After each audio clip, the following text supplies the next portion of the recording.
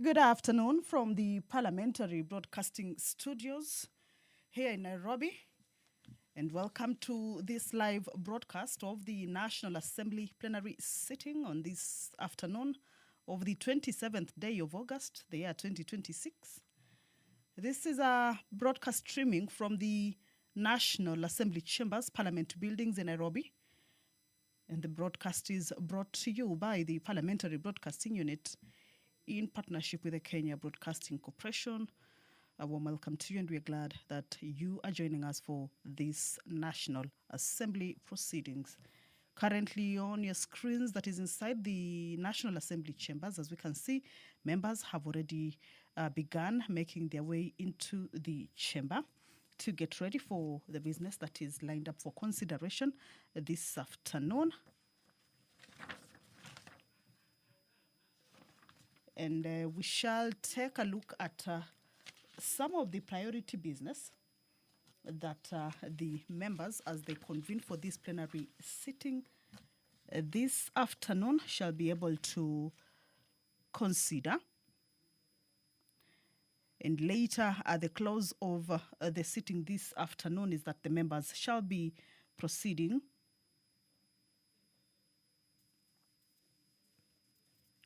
on a long recess until the Tuesday of the 29th of September, the year 2026 at 2:30 in the PM.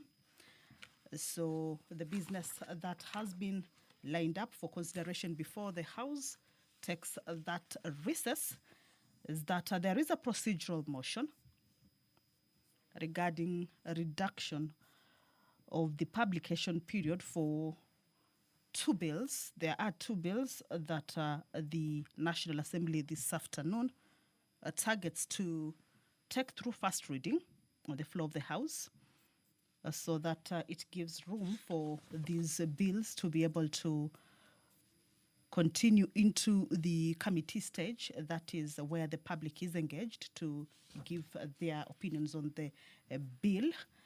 At the time that also the House will be on recess, the committees, the relevant committees to which these bills shall be committed to, shall be able to undertake those public participation on these bills. So these bills, the leader of the majority party will be seeking to have their publication period reduced from 14 days to 8 days.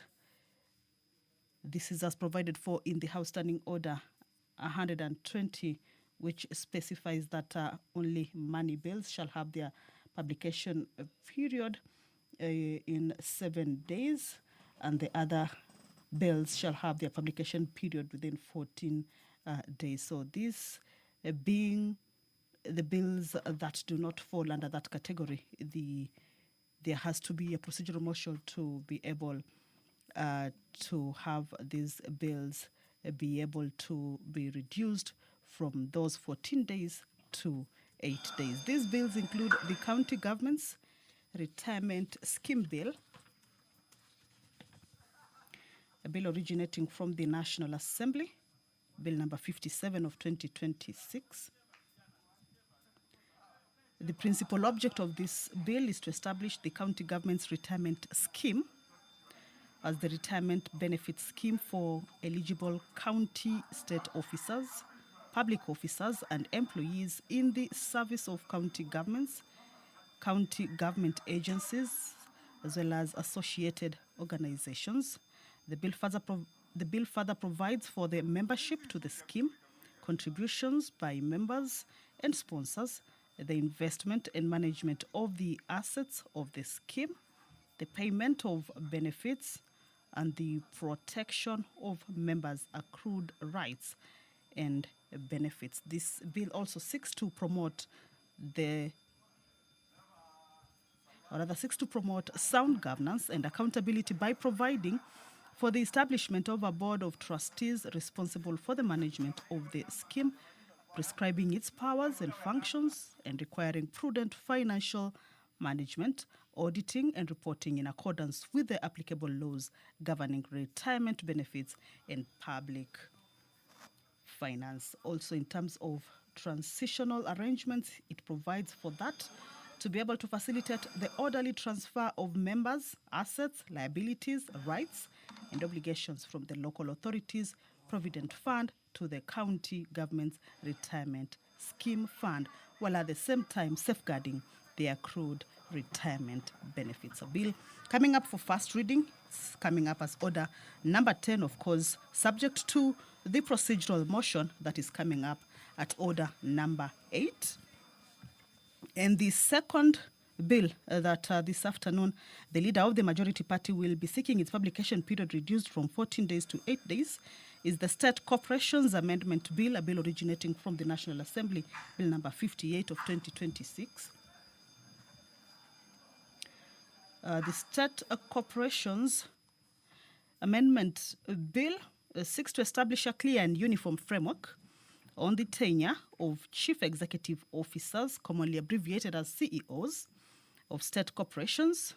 The bill also seeks to promote certainty, predictability, and consistency in leadership transitions within state corporations by providing a fixed term of office. And that particular provision will be able to align with the principles of good corporate governance, accountability, and transparency as envisaged under Constitution of Kenya 2010 and the Mwongozo Code of Governors for State Corporations 2015.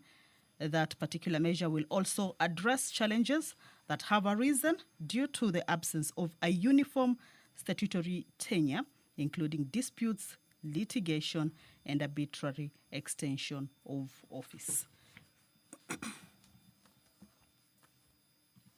The House is about to commence its sitting for this afternoon. As you can see, members have already made their way into the chamber. We are waiting for the Speaker's procession that, of course, will signal that the House is about to begin, or the sitting is about to begin. And once that procession makes its way into the House, then the business shall kick off. We shall take a look at some of the statements as provided for in the House Standing Order 44, Paragraph 2, Part C, that members have the right to be able to request for statements from various relevant committees, and this could be matters relating to county, inter-county, national, regional, or even international concern. Members request for statements which are committed to relevant committees, and also the committees later on, after they interact with those statements, bring a report to the House. This afternoon also there are statements that were earlier sought or requested that shall be responded to this afternoon. On the statements that will be requested, there are a few of them. Honorable Patrick Macau, the member for Mavoko, has a request that has a statement that he will be requesting from the Departmental Committee on Administration and Internal Security. The Honorable Member for Gilgil, Honorable Martha Wangare, first chairperson of Speakers Committees, has stepped into the chamber to preside over this afternoon sitting. You will now allow me to hand you over to this live broadcast brought to you by PBU in partnership with KBC. Good afternoon.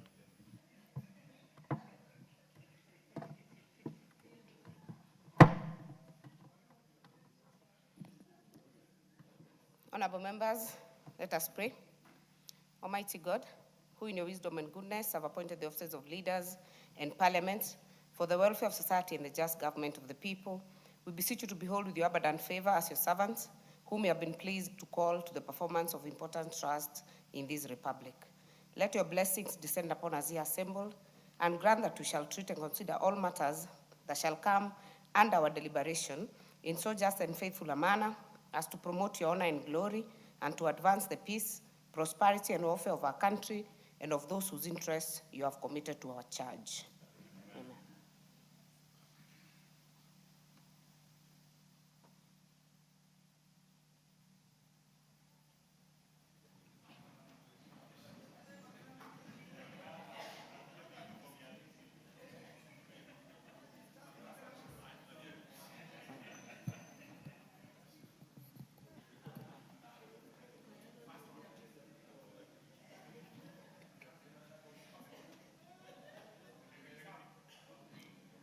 Sergeant at Arms, ring the bell for 10 minutes.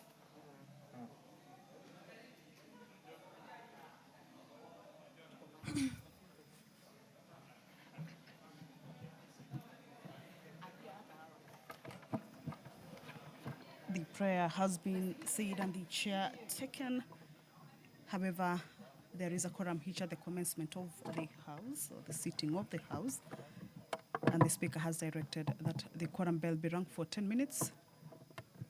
So let's continue to take a look at the priority business that, as the House convenes for this plenary sitting this afternoon, shall be able to transact. Pursuant to provisions of Standing Order 44, paragraph 2, part C, Member for Mavoko, the Honourable Member for Mavoko, Patrick Macau, shall request for a statement from the Departmental Committee on Administration and Internal Security regarding the disappearance of a Kenyan by the name Mr. Jimmy Mutava Mwanzia. Also under the same provision of the Standing Order, the Honourable Member for West Mugirango, Honourable Stephen Mogaka, shall request for a statement from the Departmental Committee on Education regarding the exclusion of a school from the State House Gala performance. Sergeant at Arms, halt the ringing of the bell. Well, the quorum We has have the been numbers. obtained. Allow me to hand you over. Call out the first order. Order number 1, administration of oath. Order number 2, communication from the chair. Order number 3, messages. Order number 4, petitions. Order number 5, papers. Majority Leader, you have quite some number of papers to lay.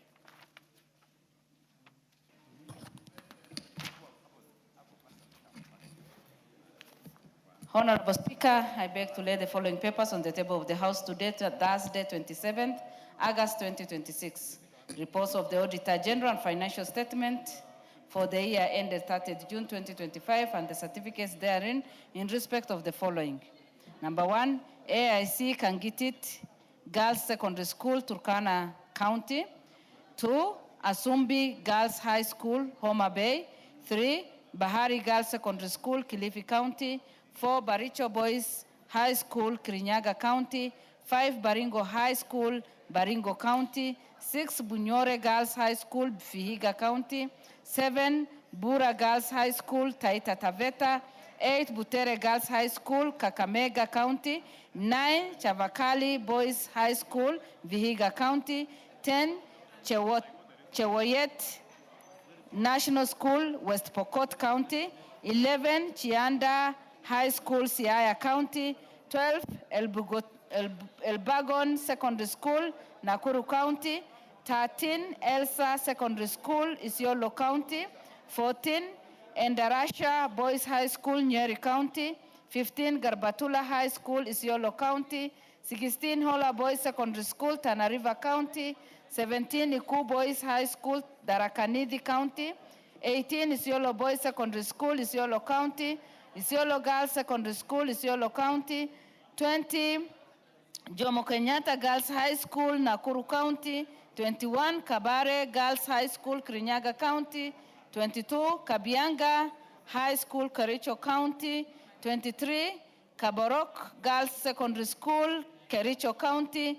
24, Kagumo High School, Nyeri County. 25, Kainok Mixed Secondary School, Turkana County. 26, Kanga High School, Migori County. 27, Kanjuri High School, Nyeri County.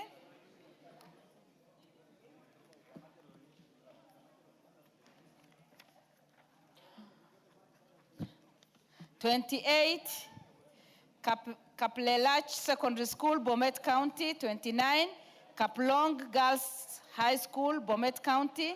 30, Kaumoni Boys Secondary School, Makueni County. 31, Kilgoris Boys High School, Narok County. 32, Kina Secondary School, Isiolo County. 33, Kipsigis Girls High School, Kericho County. 24, Kirimara High School, Nyeri County. 35, Kisii High School, Kisii County.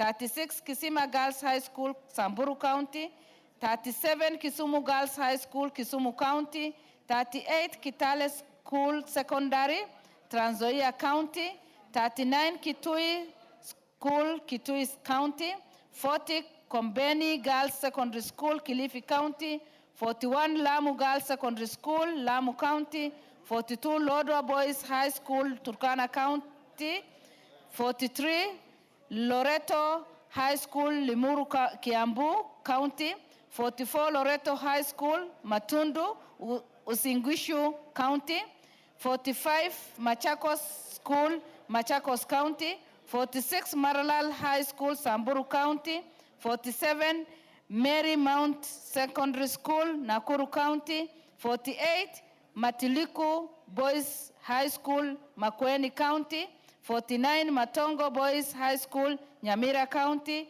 50 Matuga Girls Secondary School, Kwale County, 51 Matunguru Girls Secondary School, Machakos County, 52 Mazeras Girls Memorial Secondary School, Kwale County, 53 Mbita High School, Homa Bay County, 54 Metkei Girls Secondary School, Elgeyo Marakwet County, 55 Moi Forces Academy, Lanet, Nakuru County, 56 Moi Girls High School, Eldoret, Uasin County, 57 Moi High School, Mbiruri, Embu County, 58 Moi Kapsowar Girls High School, Elgeyo Marakwet County, 59 Molo Academy Boys Secondary School, Nakuru County, 60 Muranga High School, Muranga County, 61 Muswani Secondary School, Kitui County, 62 Kwani Boys Secondary School, Makueni County,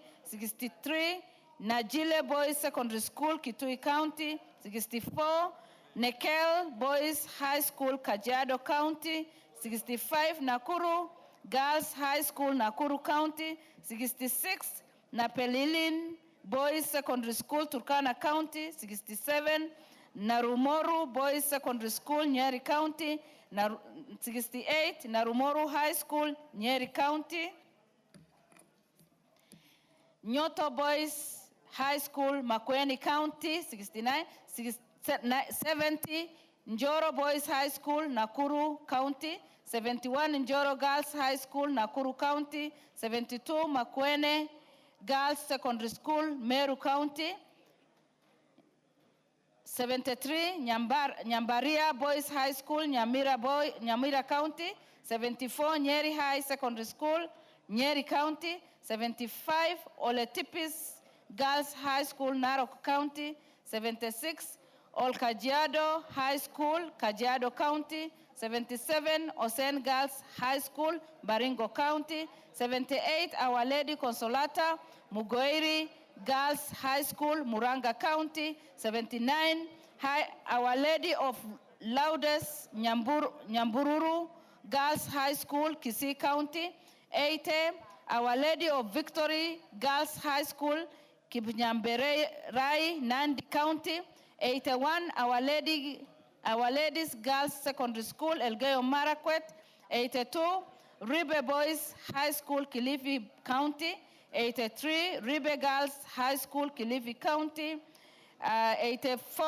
Santa Maria Girls Secondary School, Cheptulon, Elgeyo Marakwet County, 85 Sericho Secondary School, Isiolo County, 86 Sironga Girls High School, Nyamira County, 87 St. Angela Girls High School, Kitui County, 88 St. Anne's Mudale Girls Secondary School, Mudale Girls School, Kitui County, 89 St. Bonaventure Kaheti Boys School, Nyeri County, 90 St. Girls Mulutu Secondary School, Kitui County, 91 St. Joseph Nyabigena Boys High School, Kisii County, 92 St. Josephine Bahita Masinga Girls High School, Machakos County, 93 St. Martin Katozweni Second School, Makueni County, 94 St. Mary's Girls High School, Meru County, 95 St. Michael Kaba High School, Machakos County, 96 St. Patrick High School, 10 Elgeyon Marakwet County, 97 St. Teresa Tartar Girls Secondary School, West Pokot, 98 St. Thomas Girls Secondary School, Kilifi County, 99 Tenwek High School, Bomet County, 100 The Hill School Girls Eldoret, Asingishu County, 101 Turkana Girls School, Turkana County, 102 Utumishi Girls Academy, Nakuru County, 103 Vihiga Friends High School, Vihiga County, 104 Voi Boys High School, Taita Taveta County, and 105 Wenje Secondary School, Tana River County. Thank you, Honorable Speaker, and I lay.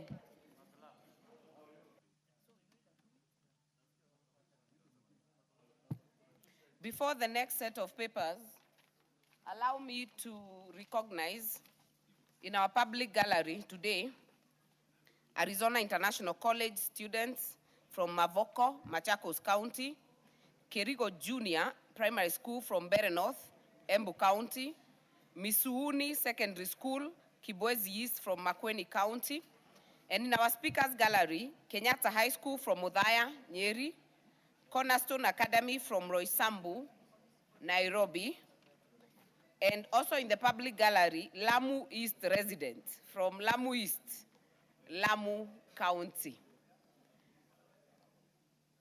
Honorable Janet CTNA, I will give you a minute to welcome all of them. Thank you, Honorable Speaker. I would wish to welcome all the schools that have come to Parliament and want to tell them this is the house where we make laws, and in future, when you work hard, you will also be able to come here.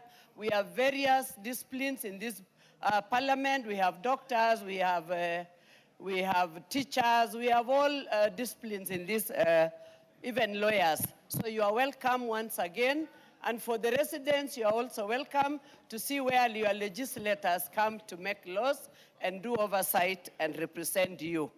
Honorable Speaker, I would also want to take this opportunity to celebrate our East African champions from Uasin Gishu County. So in primary school, who clinched position 1 in volleyball in East Africa, Chepsaita Secondary School that clinched position 2 in East Africa games, and also Samoa Model, AIC Samoa Model, St. Jacobs, and Sigawet for actually performing very well in the East African, and all of them are our heroes. So when we nurture talent, we grow. When we grow talent, we become great people. So we want to thank those schools that have made us proud as Tarbo constituency and as Uasin Gishu County and Kenya as a whole, because they represented Kenya in East Africa in Morogoro.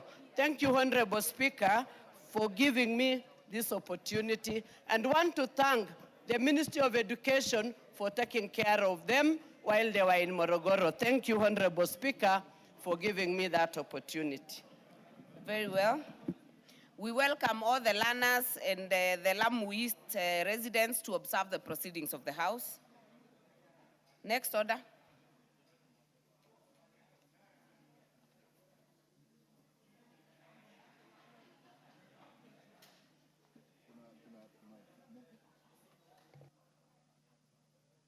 Hold on. Chairperson, Departmental Committee on Lands, you have some papers to lay? Where are you? Yes, Honorable Nyamoko.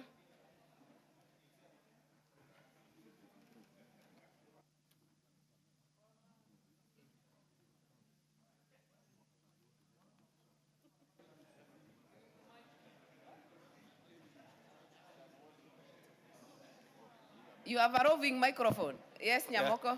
Thank you, Madam Speaker. Madam Speaker, I beg to lay the following paper on the table of the House. Today, Thursday, 27th August 2026.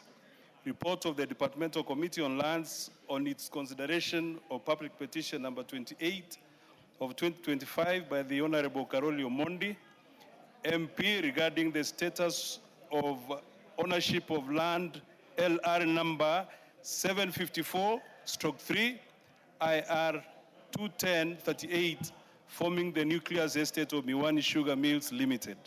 Thank you, Madam Speaker. Very well. Chairperson, Departmental Committee on Energy, Honorable Gekaria.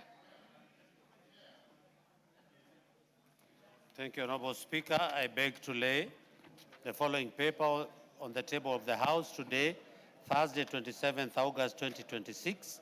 Report of the Departmental Committee on Energy on its consideration of the Local Content Bill, Senate Bill number 50 of 2023. Thank you, Honorable Chair. Very well. Chairperson, Departmental Committee on Finance.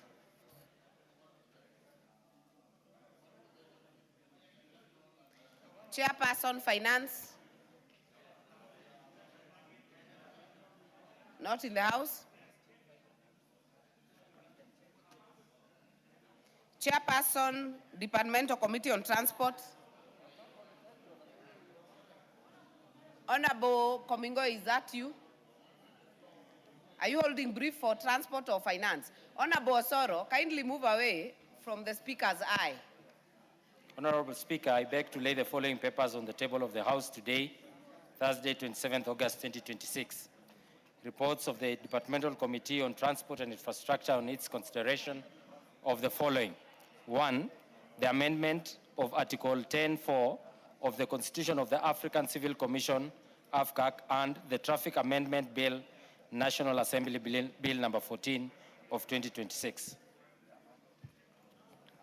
Chairperson, Departmental Committee on Defense, Bashir.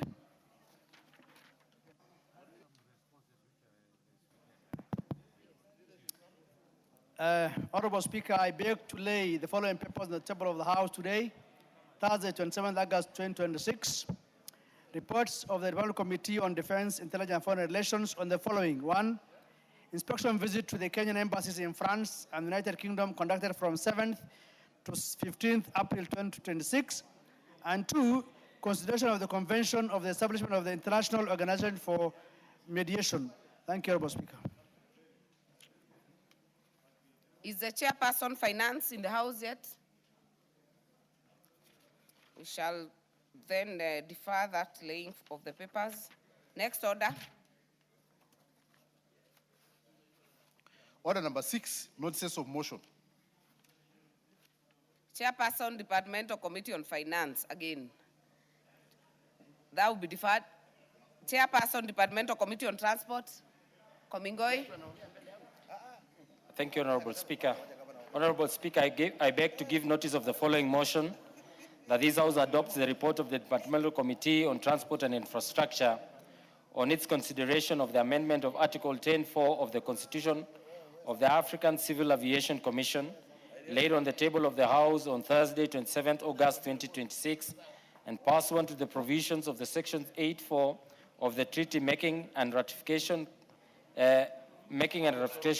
Act, Cap 4D, approves the ratification of the amendment of Article 10(4) of the Constitution of the African Civil Aviation Commission. Thank you, Honorable Speaker. Very well. Chairperson, Departmental Committee on Finance, on Defense, Bashir.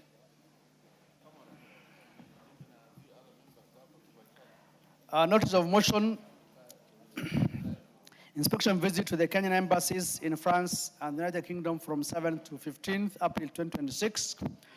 Honorable Speaker, I beg to give notice of the following motion, that this House adopts the report of the Departmental Committee on Defense, Intelligence and Foreign Relations in its inspection visit to the Kenyan embassies in France and the United Kingdom from 7th to 15th April 2026, laid on the table of the House on Thursday, 27th August 2026.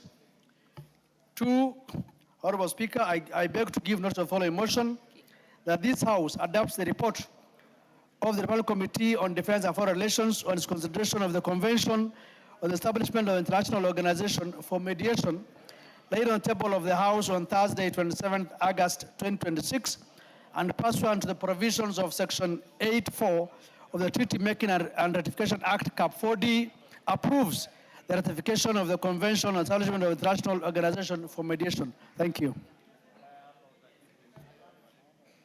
You have another notice of motion? Okay.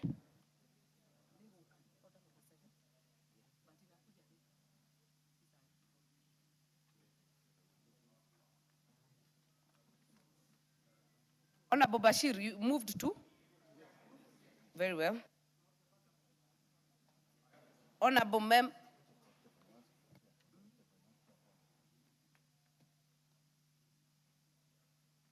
Before we get the chairperson finance, Honorable Rueda, you had some Lamu East residents in the gallery. I was looking around for you. Asante Bispika. Nimepewa mwanzo salamu na wabunge wengine, nasema nawapenda watu wangu wa Lamu Mashariki. Bispika, pole kwa dharura zisizoepukika, nilikuwa nimeenda kuswali. Nimechelewa kidogo, asante. Nataka nichukue nafasi hii niwakaribishe watu wangu wa Lamu Mashariki kwa bunge la kitaifa. Bispika, watu wa Lamu Mashariki leo wamekuja kujionea vile bunge inafanya kazi. Bispika, kusema ukweli, kule Lamu Mashariki na hapa Nairobi ni kama mchana na usiku. Kimaendeleo wameona watu walivyo huku na kule kwetu kulivyo. Kuna hitaji kazi zaidi ya ziada. Ile tumefanya, lakini bado kuna kazi nyingi ya kufanywa. Na hawa ni viongozi kutoka yale maeneo. Kuja kwao leo itakuwa rahisi kwangu zaidi wao pia kunisaidia mimi kule mashinani na kusaidia Lamu Mashariki kwa jumla na kusaidia nchi yetu kwa jumla na kusaidia rais wetu inshallah. Kwa hivyo karibuni sana bunge.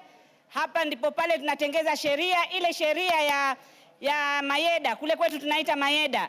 Ile string rail kwa kizungu inaitwa string rail. Hapa ndio tumeitengeza ili na nyinyi mpate kulipwa. Ile petition ya kule Kiwayu ya kukomboa ile ardhi zilizonyakuliwa, hapa ndio tumefanya ile petition. Zile motion za diabetic hapa ndio tumezifanya, za ugonjwa wa sukari.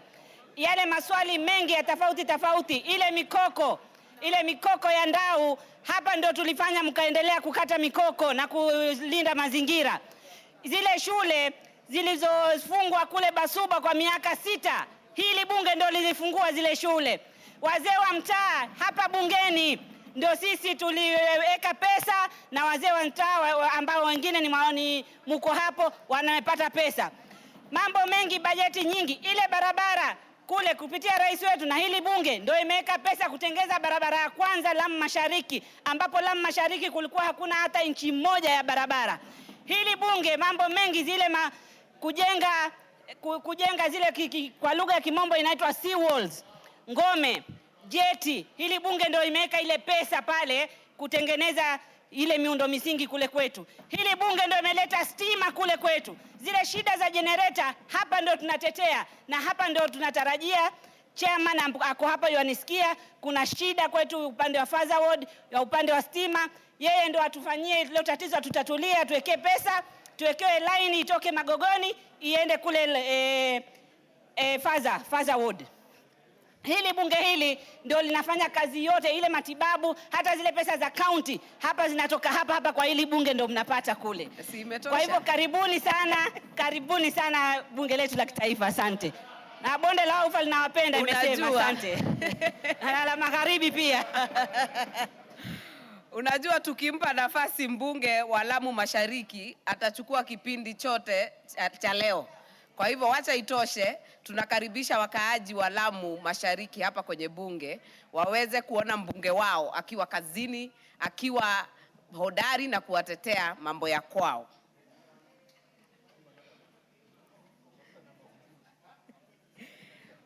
Leader of majority, are you?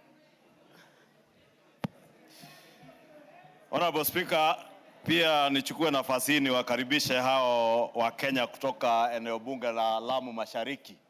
Na vile mbunge wao alivyosema, hili ndilo nyumba ambalo la wafanyia kazi kupitia kwa mbunge wao, mama ambaye ni mama mchapakazi. Na huwa watetea vizuri sana watu wa Lamu. Na pongezi mheshimiwa wa Lamu Mashariki na karibuni kwa bunge la kitaifa.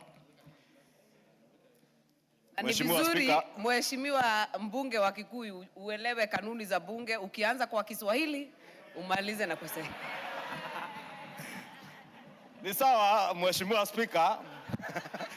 Mheshimiwa Spika, ningeomba niwasilishe mbele ya bunge hili ripoti ya kamati ya fedha na mipango ya kiuchumi wa nchi kwa niaba ya mwenyekiti wa kamati hii, ripoti ya sessional paper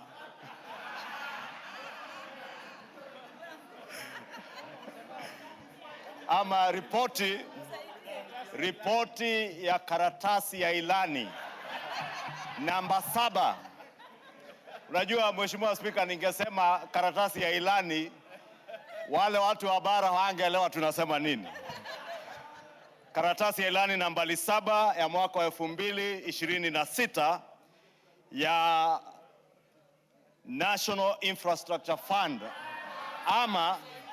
ama kwa lugha ya Kiswahili idara ya miundo msingi ya kitaifa ama mpangilio wa hazina ya mpangilio ya miundo msingi ya kitaifa. Ripoti ambayo imetayarishwa na kamati ya fedha na mipango ya kiuchumi ya kitaifa. Nilikuwa nawasilisha hiyo kwa niaba ya mwenyekiti ambaye pia ni mbunge wa Molo, ambaye alikuwa amechelewa kidogo hapo nje, lakini ameingia, lakini niwasilishe hiyo ripoti kwa niaba yake, Mheshimiwa Spika. Umepigana kabisa na umejaribu sana, na mbunge wa Molo ameweza kuwasili, na katika kanuni nambari 6 ulikuwa uko na ilani ya kutoa kwenye bunge hili.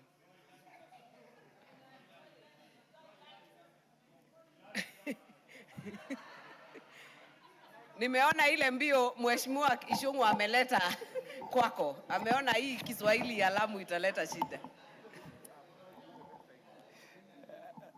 Thank you, Honorable Speaker. Honorable Speaker, before I move the motion is to congratulate the leader of Majority Party for attempting to speak in a language that resembles Swahili. but honestly, Honorable Speaker, I just walked in with my report. So I'm also wondering which report the leader of Majority was tabling. But however, the report is now here and has been tabled. Honorable Speaker, I beg to give notice of the following motion, that this House adopts the report on the Departmental Committee of Finance and National Planning on its consideration of the session paper number 7 of 2026 on the National Infrastructure Fund investment policy laid on the table of the House on Thursday, 27th of August 2026, and pursuant to the provisions of Section 28B of the National Infrastructure Fund Act of 2026, that this House approves session paper number 7 of 2026 on the National Infrastructure Fund investment policy, subject to the proposed amendments as contained in our report. I thank you, Honorable Chairperson.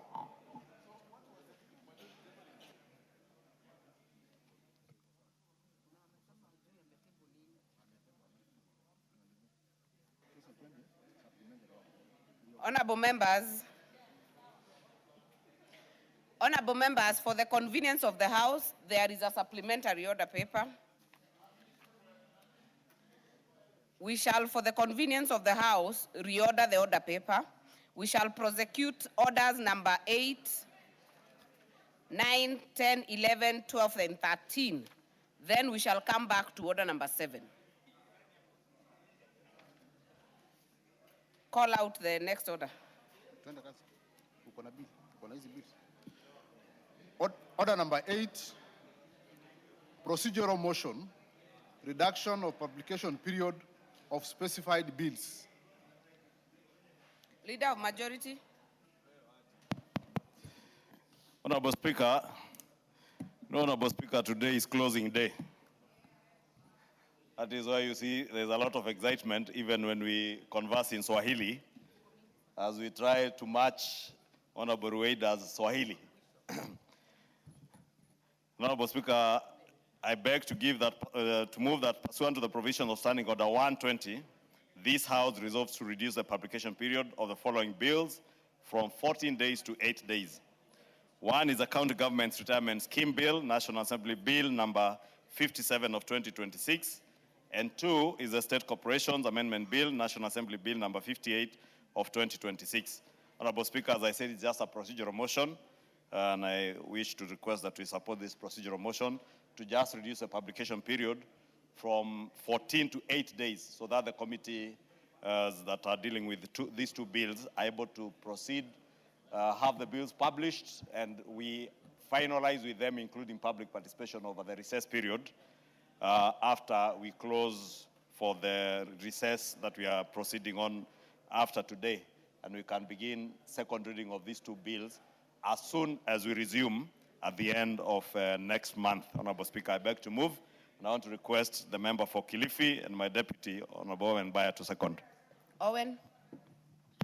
Honorable Speaker, I do second. Thank you.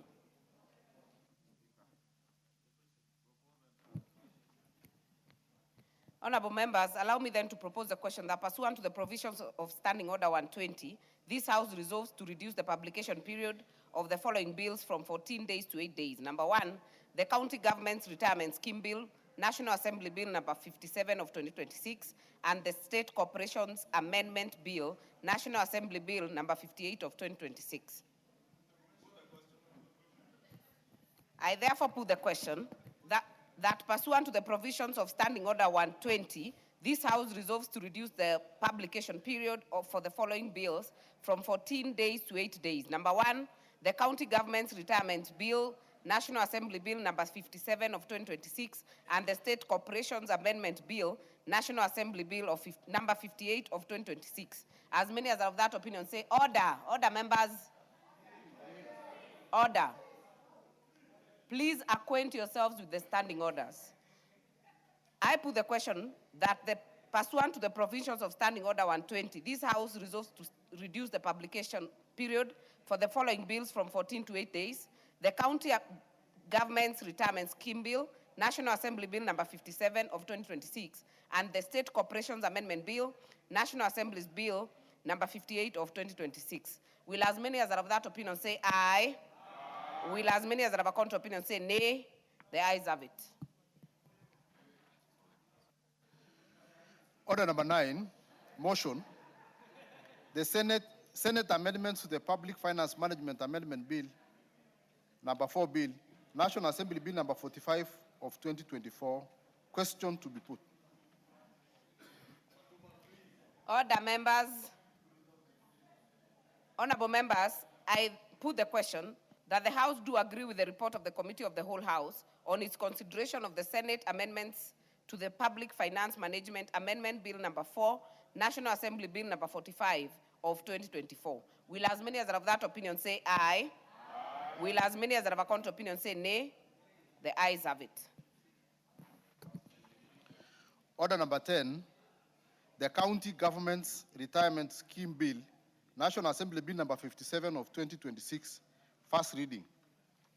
A bill for an act of parliament to establish the county government retirement scheme for eligible county state officers, public officers, and employees in the service of the county governments, county government agencies, and associated organizations for connected purposes.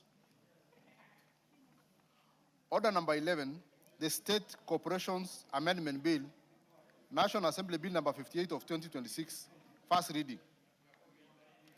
A bill for an act of parliament to amend the State Corporations Act.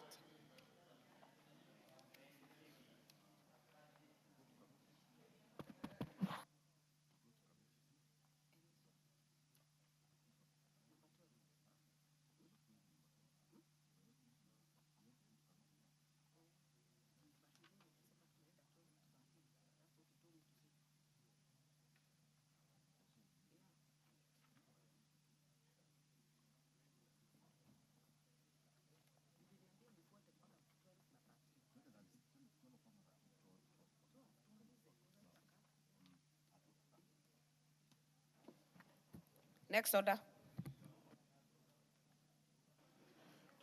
Order number 12, motion.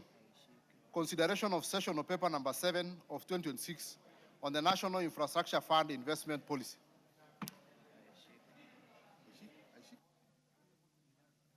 Majority, no. Chairperson, Departmental Committee on Finance.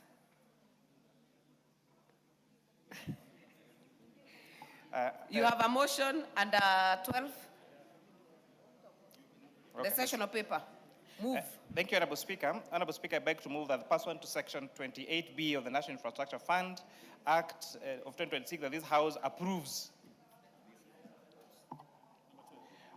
Thank you. Thank you, Leader. Honorable Speaker, I beg to move that this House adopts the report of the Independent Committee on Finance and National Planning on its consideration of the sessional paper number 7 of 2026 on the National Infrastructure Fund investment policy, laid on the table of the House on Thursday, the 27th of August 2026, and pursuant to the provisions of Section 28B of the National Infrastructure Fund Act 2026, that this Honorable House approves the sessional paper number 7 of 2026 on the National Infrastructure Fund investment policy, subject to the proposed amendments as contained in the schedule of the supplementary order paper.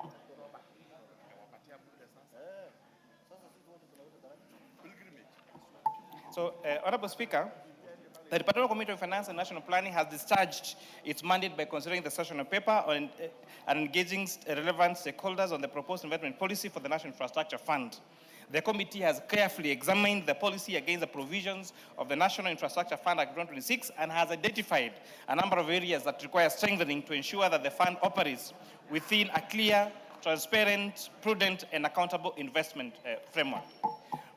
Honorable Speaker, allow me to highlight the key observations and recommendations that have been made by the committee. The committee did observe that the sessional paper does not provide a sufficiently comprehensive investment policy framework to guide the fund in making investment decisions in a consistent, transparent, and prudent manner. In particular, the policy does not adequately set out the investment guardrails relating to eligible and priority infrastructure sectors, project selection and ranking, commercial viability, financial returns, capital mobilization, portfolio allocation, exposure limits, leverage, risk management, liquidity, governance, and monitoring. The absence of these. Honorable Speaker, please protect me from the consultations that are happening. Honorable members, I know it's closing day, but the excitement is too high. It is too high. I know you're going for recess, you're excited, but we need to hear. So keep it manageable and utilize the grounds and the rules behind me. Honorable Speaker, the chair for the Committee of Water seems to be very excited by the Honorable Jamatia. I'm hoping they are discussing how to take water to Baringo and not. Honorable Speaker, liquidity, governance, monitoring, and reporting. The absence of these overreaching parameters may result in inconsistent investment decisions and expose the fund to unnecessary financial, operational, and governance risks. The committee therefore recommends that the sessional paper be amended to provide for a comprehensive investment policy framework, establishing the principal investment guardrails applicable to the fund and enabling the board to operationalize detailed investment policies in accordance with the fund's mandate and national infrastructure priorities. Honorable Speaker, the committee further observed that the sessional paper does not adequately provide for validation of the ability and willingness of intended users or consumers to pay for the services to be provided by proposed investment infrastructure projects. A project may have sound technical designs and strong project demand, but may nonetheless fail to generate sustainable revenues if the intended users cannot afford the applicable charges or are unwilling to pay for them. The assessment is therefore important in determining appropriate tariffs, user charges, revenue projections, and ultimately the commercial viability of the projects. The committee therefore recommends that the sessional paper be amended to require demand validation to include an assessment of the ability to pay, willingness to pay of the willingness to pay of the target consumers or the users of the projects. Madam Speaker, the committee also observes that the sessional paper does not provide sufficient clarity on the minimum commercial viability requirements for projects or the treatment of proposals that depart from board-approved financing parameters. The committee noted that requiring projects to demonstrate capacity to support a minimum level of non-recourse project debt will provide an objective measure of bankability, while strategically important projects may, in exceptional circumstances, require restructuring or government support measures to improve their commercial viability. The committee further observed that any departure from approved financing parameters should be properly justified and assessed to ensure that the fund is not exposed to disproportionate financial and commercial risks. The committee therefore recommends that the sessional paper be amended to prescribe a minimum 60% non-recourse project debt requirement relative to total project cost, provide for appropriate project restructuring or government support measures for strategically important projects that do not meet the threshold, and require that any departure from board-approved financing parameters must be supported by a documented assessment of the associated risks, returns, debt service capacity, fund exposure, and capital protection measures.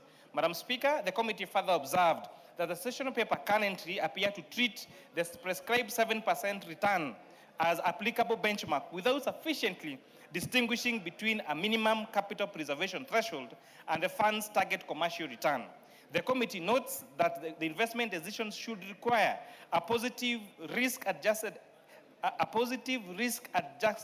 expected equity return, taking into account the risks associated with each project, and that the 7% threshold should serve as an absolutely minimum rather than the fund's target return. The committee also further observed that strategically important projects may in exceptional circumstances require project restructuring or government support measures to achieve the minimum return, and that projects which remain unable to meet the minimum threshold may be appropriately supported through government's fiscal or budgetary framework.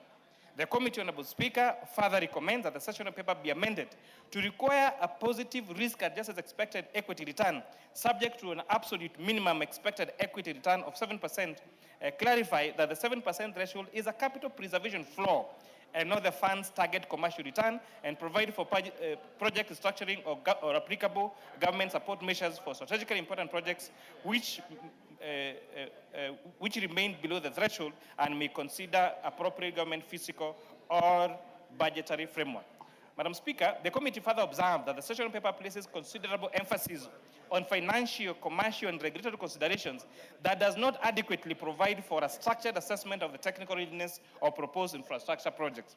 A project may be financially viable, but still face significant implementation challenges if its design, technology, site readiness, procurement arrangements, or other technical requirements are not sufficiently developed. The committee also notes that certain infrastructure projects may require government support measures before they can reach financial close or commence implementation.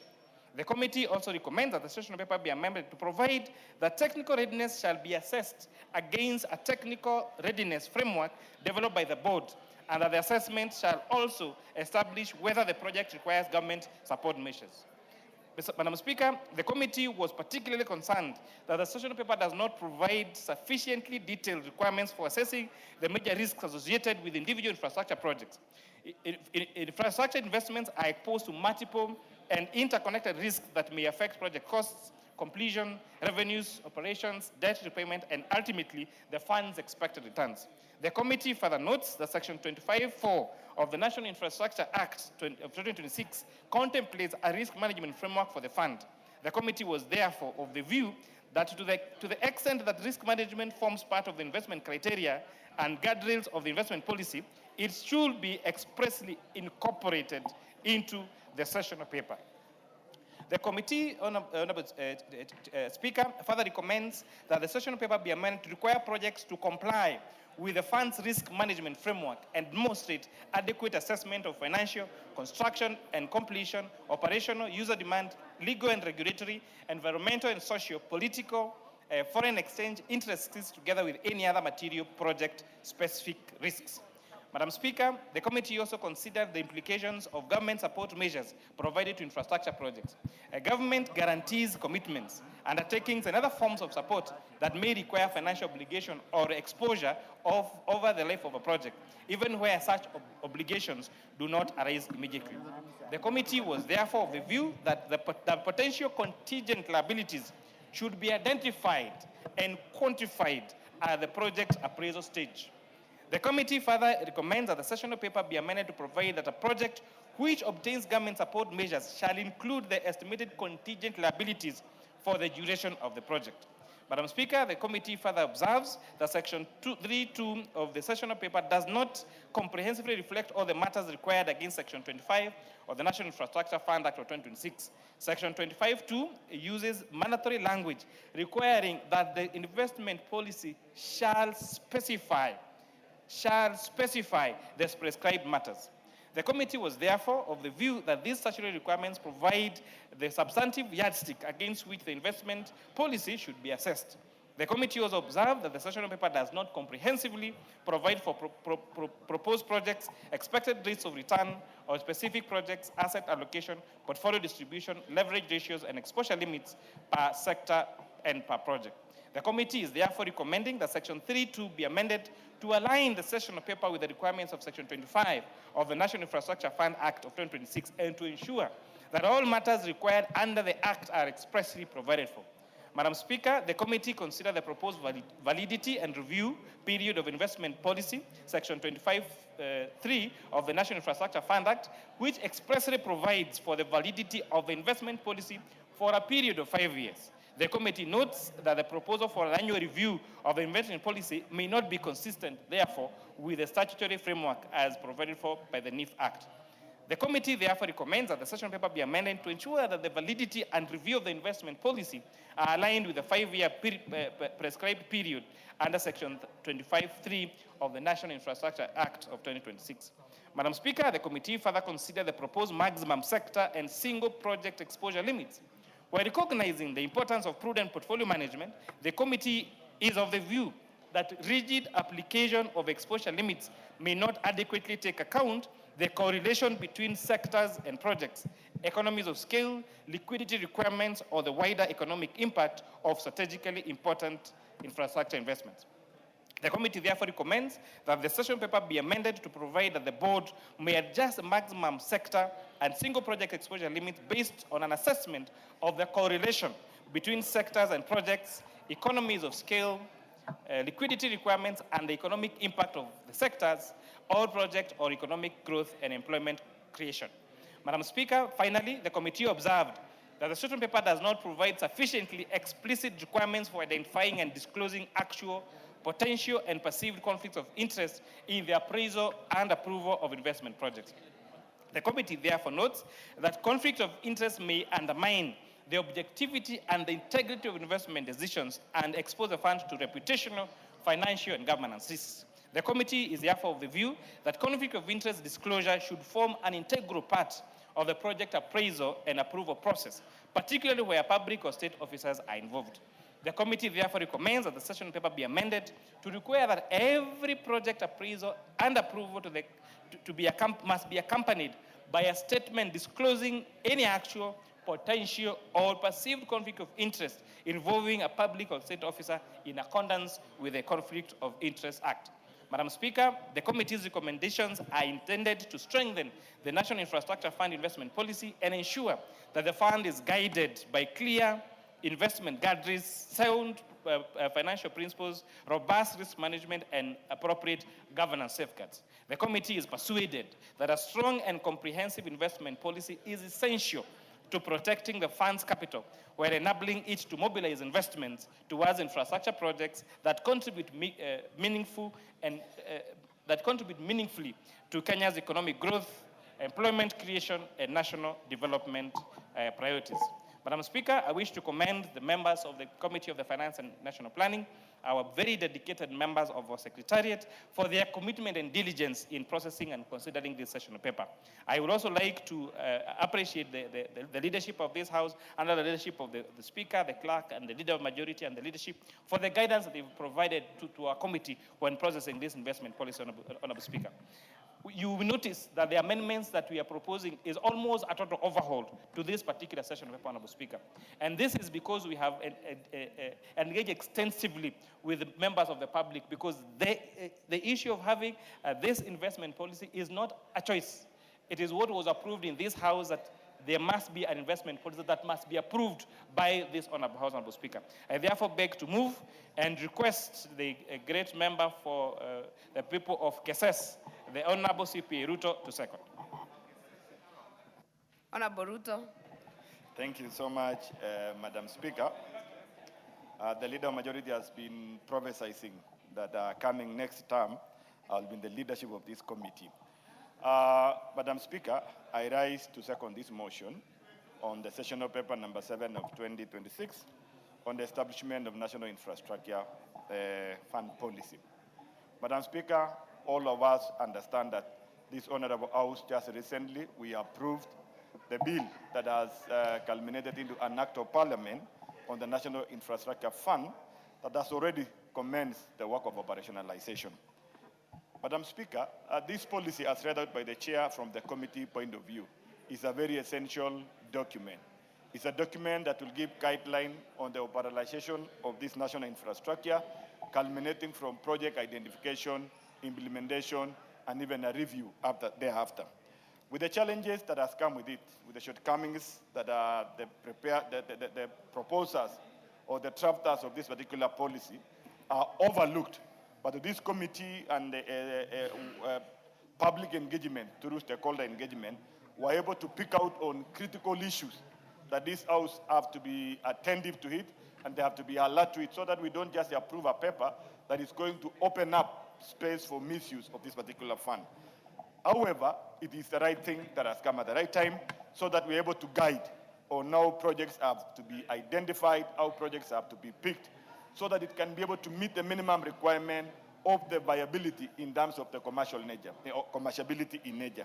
We know all this with the objective that it seeks out to accelerate and fast-track delivery of critical projects that are of life-transforming projects of impact in nature. And therefore, it is very important for this House to be able to look at it well, so that that objective shall not be diverted from, but rather that objective shall be met by this particular policy.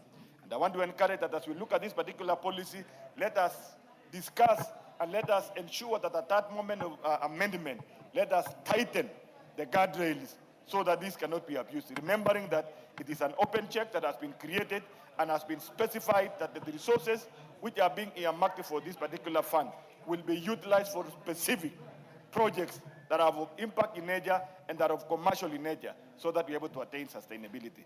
And Madam Speaker, with that I've said, I beg to second that this motion proceed and that this motion shall be amended duly as guided by the chair. Thank you. I beg to second.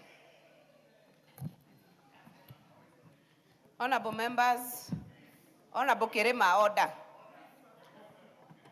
Honorable members, I therefore propose the question that pursuant to Section 28A of the National... Yes, sorry.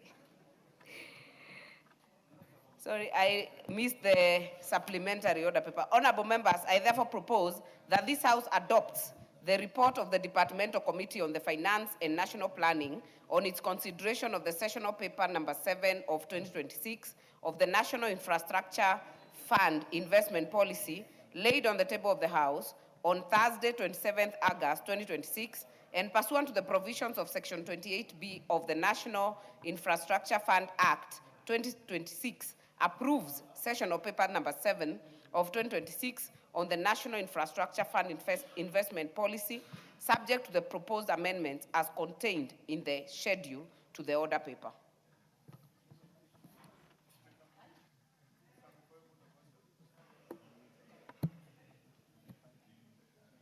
Honorable members, yes, I will give you Majority Leader, but I want to give the member of Olkalau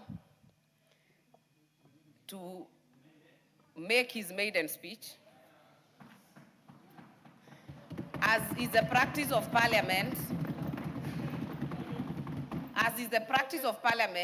Honorable Sami Kamau will be heard uninterrupted. No points of orders, no points of information, uninterrupted. Go ahead, Honorable Member for Olkalau. Thank you, Madam Speaker. It is with great humility and honor that I rise to make my maiden speech as the Member of Parliament representing the great people of Olkalau constituency. From the outset, Madam Speaker, let me state that I stand here as a clear statement that bad leadership can be defeated. I also stand before this House as a reminder that sovereign power belongs to the people. When institutions are compromised, the people will always rise to defend their democratic rights, even at the greatest personal cost. First and foremost, I give all glory and honor to Almighty God for this victory. There were many moments when all I had was prayers, strengthened through fasting. Today I stand as a living testimony that God not only hears our prayers, but answers them in his own perfect time. He alone can transform a man once referred to as a chokora into a member of Parliament. To my dear wife, Mama C and our family, thank you for your unwavering love, prayers, patience, and sacrifice. Your support has been my greatest source of strength, and I remain forever grateful. To my party leader, the second Deputy President of the Republic of Kenya, the sixth President of the Republic of Kenya, His Excellency Rigathi Gachagua, thank you for believing in me and mentoring me in leadership. Even after I lost the 2022 parliamentary election, you entrusted me the privilege of serving in the office of the Deputy President before you were ceremoniously removed from office. Under your leadership, the Democracy for the Citizen Party, DCP, has demonstrated that a political party can conduct free, fair, credible, and verifiable nominations while upholding democratic ideals during a by-election. Your guidance and confidence in me played an immense role in this victory. To my brother and our party's indefatigable foot soldier, Senator John Medho, words cannot adequately express my gratitude for your sacrifice, commitment, and tireless effort. You have exemplified bravery, leadership, and I have no doubt that you deserve your position as our party Secretary General. Your star continues to rise. I also wish to sincerely thank the 18 other honorable members of this House and the Senate who sacrificed their time and resources to campaign alongside me in Olkalau. Your solidarity and commitment will never be forgotten. Asanteni sana, wako hapa. To the great people of Olkalau constituency, I offer my deepest gratitude. You have placed Olkalau on the national map and written your names in the annals of Kenya's democratic history. Despite unprecedented attempts to influence your decision through bribery in the form of rice, beans, mattresses, shoes, money, transformers, rusty trains, boats, you remained steadfast.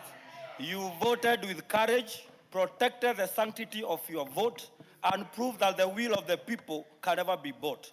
You are the true heroes of our democracy. Allow me, at this juncture, to welcome everyone in the country and beyond to come and benchmark with Olkalau on how to eat but still vote wisely. Allow me also to pay tribute to my predecessors, beginning with Engineer Morioki Karoe, whose efforts through the establishment of the Constituency Development Fund, CDF, has transformed countless lives. I also honor the late Honorable David Kiaraho, who ensured that many needy students accessed education through bursary. May his soul continue resting in peace. I pledge to build upon the legacy by expanding access to education through fair, transparent, and undiscriminatory bursary allocation. I will work to improve school infrastructure, increase household electricity connectivity, enhance our road networks, expand access to quality health care, and ensure that every promise made to the people of Olkalau is pursued with diligence and integrity. Madam Speaker, I joined the 13th Parliament at an extraordinary moment in our nation's history. For the first time, we witnessed young Kenyans from the Gen Z generation breach Parliament's security in protest against the proposed finance bill, expressing deep frustration with the state of our nation. We have also witnessed for the first time in our constitutional history the impeachment of a sitting deputy president for nothing but speaking truth to power. At a time when Parliament is increasingly perceived by many Kenyans as an appendage of the executive, I come to this House carrying the voice of ordinary citizens. I carry the cry of mothers detained in hospital after giving birth because they cannot afford medical bills. I ask, where is Linda Mama? I carry the cries of millions of unemployed young people asking, where are their jobs? I come with the cry of students languishing at home due to low capitation and lack of adequate funding to our school and universities and colleges. I carry the concern of hardworking civil servants whose pay slip continue to shrink under the weight of pay-as-you-earn, housing levy, SHA. For many, the pay slip has become a source of pain rather than hope. Madam Speaker, it would be an understatement saying SHA is a flossy, nausea nihilification. I also carry the anguish of families whose loved ones have been abducted, tortured, maimed, or killed. As a nation governed by the rule of law, we must ask ourselves, when will this come to an end? Honorable members, permit me to paraphrase the words of German pastor Martin Yomol. First, they came for the Gen Zs. I did not speak because I was not a Gen Z. Then they came for the civil servants. I did not speak because I was not a civil servant. Then they came for the deputy president. I did not speak because I was not regarding a Shagua. Then they came for the great leaders that have been killed under unclear circumstances, and I still remained silent. Then they came for me, and by then, there was no one left to speak for me. Madam Speaker, history teaches that democracy is not lost in one dramatic moment. It is lost when good people choose silence in the face of injustice. As legislators, we must always defend the Constitution, uphold the rule of law, and protect the rights and freedom of every Kenyan, regardless of their political affiliation. The recent rise in goon culture, allegedly under the watch of institutions that ought to protect our citizens, is deeply worrisome and should be condemned by all and sundry. Finally, to the great people of our constituency, thank you once again for demonstrating to the entire nation that power truly belongs to the people. No amount of intimidation, bribery, or abuse of state resources can defeat a determined and united electorate. I pay tribute to Zakaria Kakinya from Rorie Ward and James Moigai from Kaibaga, who paid the ultimate price for exercising their right to vote.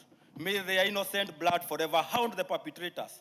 Let me equally extend the same to SCORE, who are beaten and maimed by a rogue regime that could not withstand humiliation in Olkalau constituency. We honor you. As I conclude, I'm reminded of the words written to King Belshazzar in the book of Daniel. When they were merrymaking, when they were eating and dancing, when they were enjoying, a lighting came on the wall. These words reached to all entrusted with power. Mene, mene tekel upasin. You have been weighed on the scale and found wanting. Your days are numbered. May God bless Olkalau constituency. May God bless Kenya. And may God bless all of us. Thank you, Madam Speaker.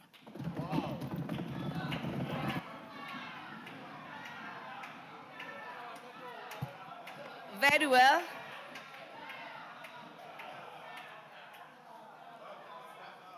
Very well. We are back to order number 12.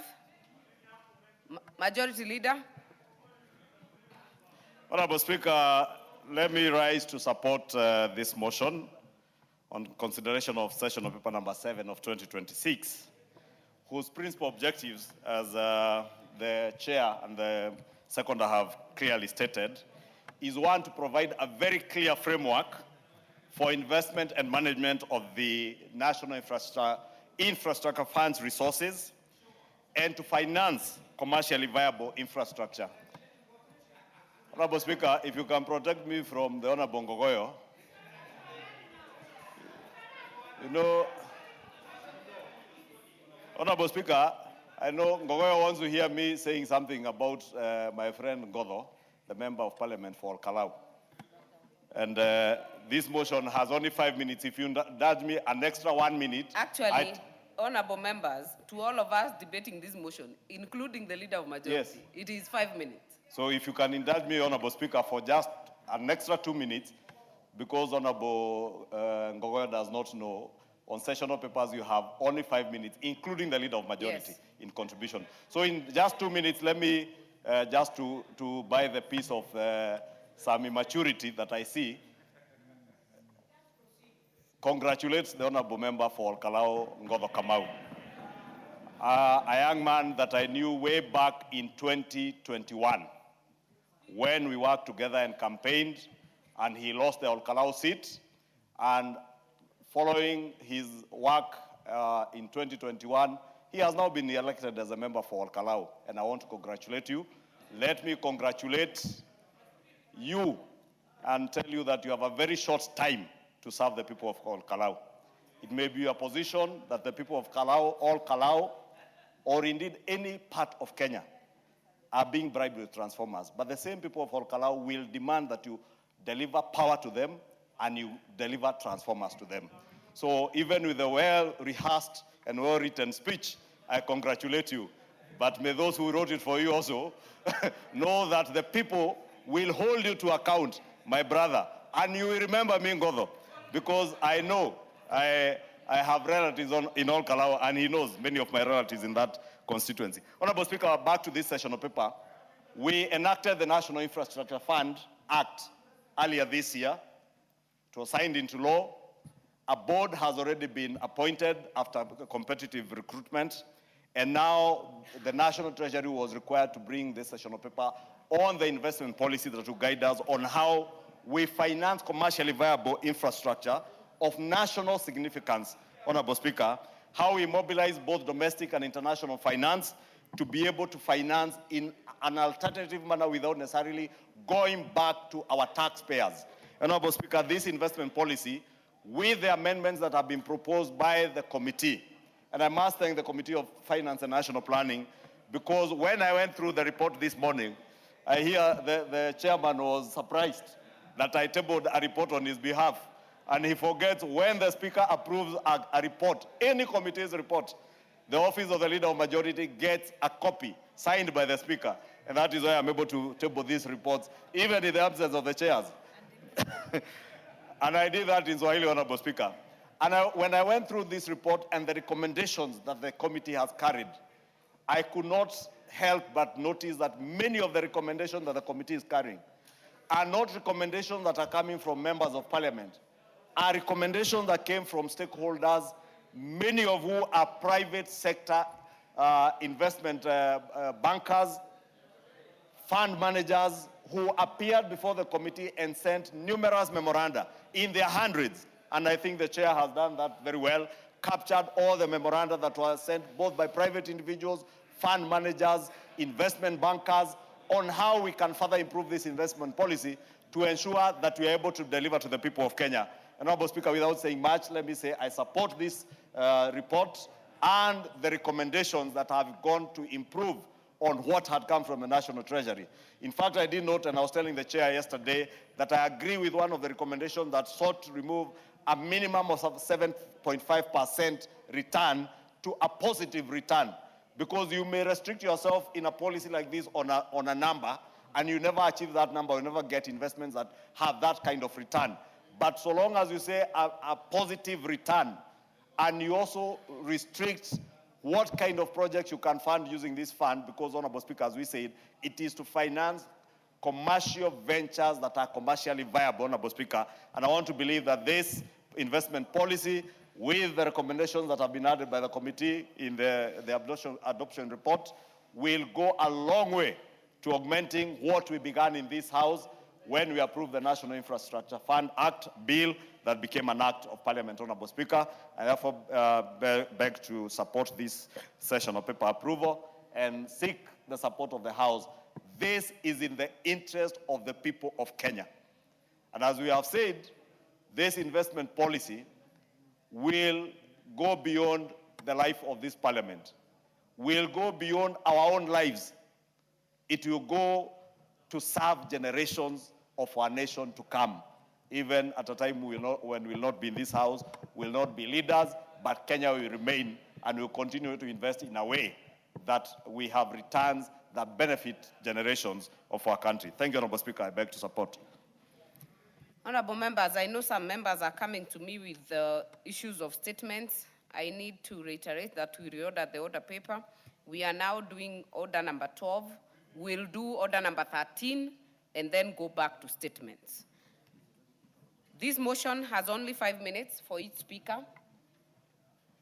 Mayaka, if you intend to speak on this, use the intervention. Thank you, Honorable Speaker, for the opportunity to also speak on this very important policy paper.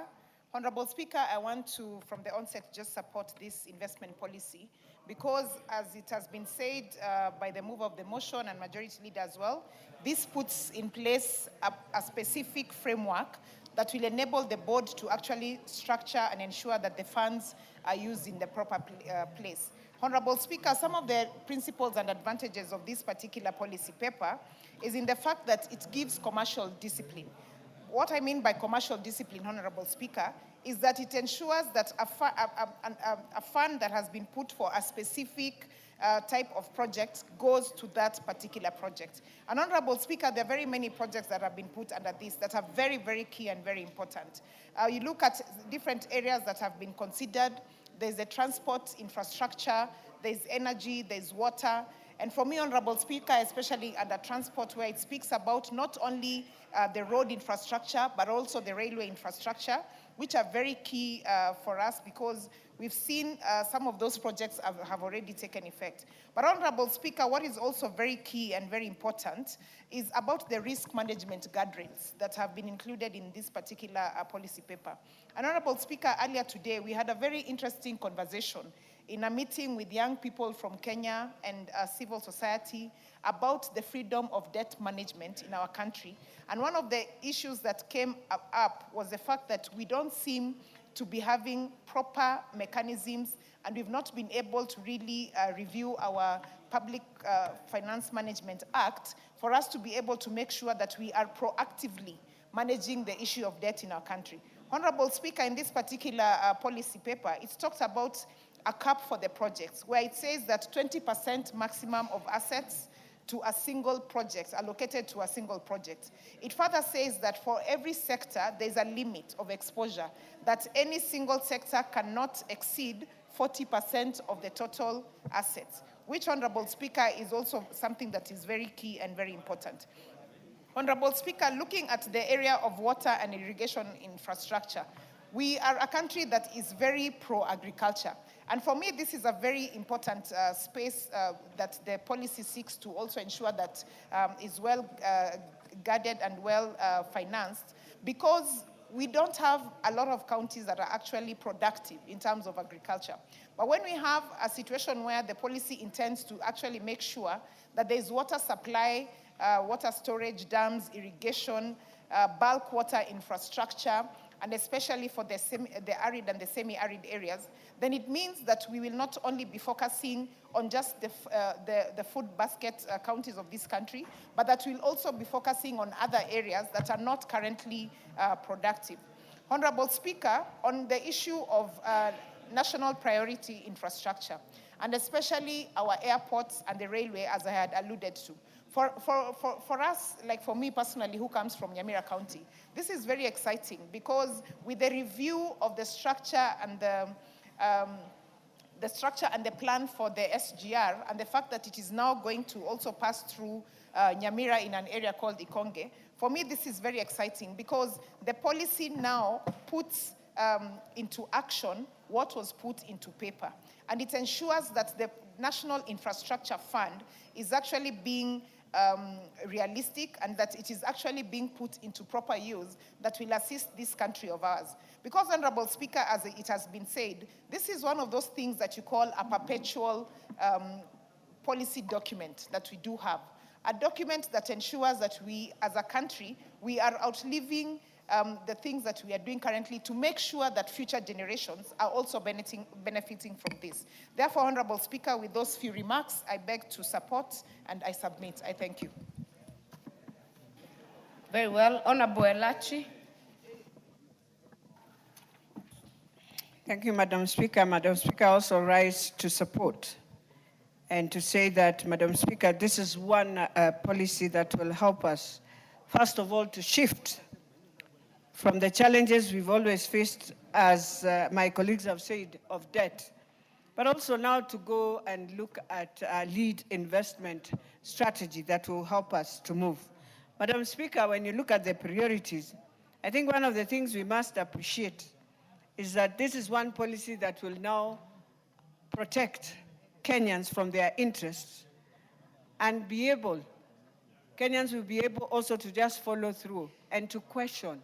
Because now we have priority investments. We have projects that you can look at. You can say we will have an airport. You can say, Madam Speaker, we shall have a port. We will have electricity. We'll have water. But more importantly, when you say that, you realize you are able to say where you are picking the resources, how you are going to use those resources. And Kenyans are able also to look at that. Madam Speaker, Kenyans therefore are able to pursue even investment that promotes employment, Madam Speaker, local manufacturing, technology, and many other things that the opportunities of SMEs, agriculture. And so, Madam Speaker, it also gives us a strength within Parliament to oversight, that you are able to oversight better when you have such a policy that opens up. The more important thing we must ask ourselves, Madam Speaker, even as we bring in the investment and what Kenyans will be asking us as Parliament is that as we look at doing all these big infrastructures, how are we then going to be able, Madam Speaker, to pay the debts that we've had before? Because I know this is now a new way of doing things, which also we should be asking counties on how they can tap on this, Madam Speaker. You realize some of the functions that we have, we need, again, also counties to come in, so that when you're talking of the infrastructure fund, the investments that you want to see, when you're talking about renewable energy, when you're talking about ICT, when we are talking about pharmaceuticals, then the most important thing is to ask yourself, in this, how are we carrying in the counties that have had also a lot of challenges, a lot of debt, and mostly internal debt or domestic debt, Madam Speaker. And so as we even clean up and ensure that we want to see ourselves moving forward, one of the things we should never forget, Madam Speaker, is the pending bills that we have carried also for many years since we started counties. We are talking of Katiba 16, Madam Speaker. One of the challenges, I can tell you, and you know, you were in the Senate, to date, has been that we are carrying debt that is of Kenyans. Forget about even the external debts that we have. So how are we now restructuring ourselves as we go to deal with these big projects to ensure that even the debts we carry, we must ensure that these debts are paid as we move forward. So that is one thing this House has to look at, and so that we are not blamed, that we are creating good things that are new, but then we have an older baggage that we are carrying for the country that is not doing well. So lastly, Madam Speaker, even as Kenyans question us, we have to also ask ourselves that as we move forward, the team that is going now to carry this, how will they ensure that these projects will never be elephant projects or will never be derailed, that when you start a project, you must finalize a project. With that, Madam Speaker, I beg to support. Before the next speaker, allow me to recognize in the public gallery Chairperson Tuyet Secondary School from Chepalungu constituency, Bomet County. We welcome you to observe the proceedings of the House. Marianne, what is out of order? Madam Speaker, I stand under Standing Order number 95 and ask the mover to reply, because we have many statements. Today is closing day, and many people have statements that they need to make before the close of the day. Thank you. Order members. A member has risen in her place so that propose that we call the mover to reply. I therefore put the question that the mover be called to reply. As many as are of that opinion say aye. As many as are of a contrary opinion say nay. The ayes have it. Mover. Honorable Speaker, I want to thank the members that have contributed to this particular motion. A session of paper, Honorable Speaker, but to guarantee the honorable members, including my good friend, the Honorable Speaker, there has been a concern that maybe the viability of this project, there are some areas that may not benefit from this particular project because they're not commercially viable. But the way we have drafted this investment policy, we have made sure that anywhere across the Republic of Kenya where infrastructure is needed, there is a way of guaranteeing that it's actually commercially viable, and we shall make sure there's going to be even distribution of those infrastructure projects across the country, Honorable Speaker. I want the people, the great people of Molo, the way, for example, the people of Nyeri, enjoy going home and taking 1 hour along that very big highway. That the people of Molo may also enjoy going home and just taking an hour and all the way to Kericho and all the way to Homa Bay, the other side, Honorable Speaker, and they don't have to sleep on the road, Honorable Speaker. What is going to make this possible is this investment policy, Honorable Speaker, because I think it was Honorable Ngodha who said when young people came to us in 2024, they said they do not want any increase in taxation, Honorable Speaker. The development we need as a country will not wait until we have enough resources to do this infrastructure. And that's why, just for example, through the partial privatization, the partial divestiture of Safaricom that they just did the other day, and Kenya Paper, Honorable Speaker, just from interest that is going to accrue from that particular investment, we are going to get around 400 billion shillings, Honorable Speaker. That is money enough to do our airport. That is money enough to do our highways, Honorable Speaker. So we want to guarantee this country that although for every, Honorable Speaker, for every 10 shillings that we collect as taxes, 3.8 shillings of the 10 shillings goes to repayment of interest on our debt. A further 3.2 shillings goes to the payment of the principal of that debt. That means 7 out of the 10 shillings we collect in terms of our taxes just to go to the payment of debt that have been taken during Kibaki's time, during Huru's administration. And therefore, it's only 3 shillings that is left to do recurrent expenditures, to do development expenditures. That is why, by the wisdom of Kenya Kwanza administration, they're now looking at what other ways can we use to finance our infrastructure projects, because our infrastructure projects will not wait until we have cleared all the loans, Honorable Speaker, and therefore that is why this particular investment policy is very, very important. With those many remarks, Honorable Speaker, I beg to reply. Good one.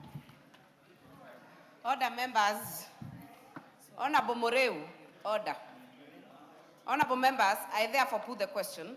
Thus, this House adopts the report of the Departmental Committee on Finance and National Planning on its consideration of sessional paper number 7 of 2026 on the National Infrastructure Fund Investment Policy laid on the table of the House on Thursday, 27th August 2026, and pursuant to the provisions of Section 28B of the National Infrastructure Fund Act 2026, approves sessional paper number 7 of 2026 on the National Infrastructure Fund Investment Policy, subject to the proposed amendments as contained in the schedule to the order paper. Will as many as are of that opinion say aye? Aye. Will as many as are of a contrary opinion say nay? The ayes have it.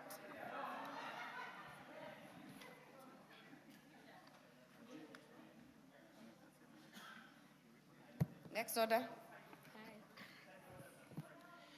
Order number 13, Committee of the Whole House.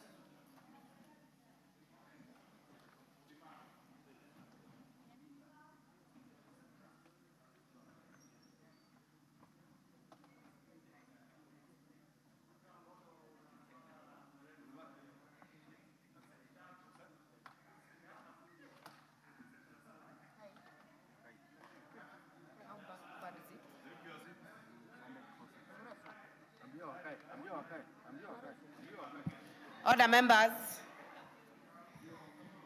Honorable members, we are now in the Committee of the Whole for the Trust Administration Bill, National Assembly Bill number 29 of 2026.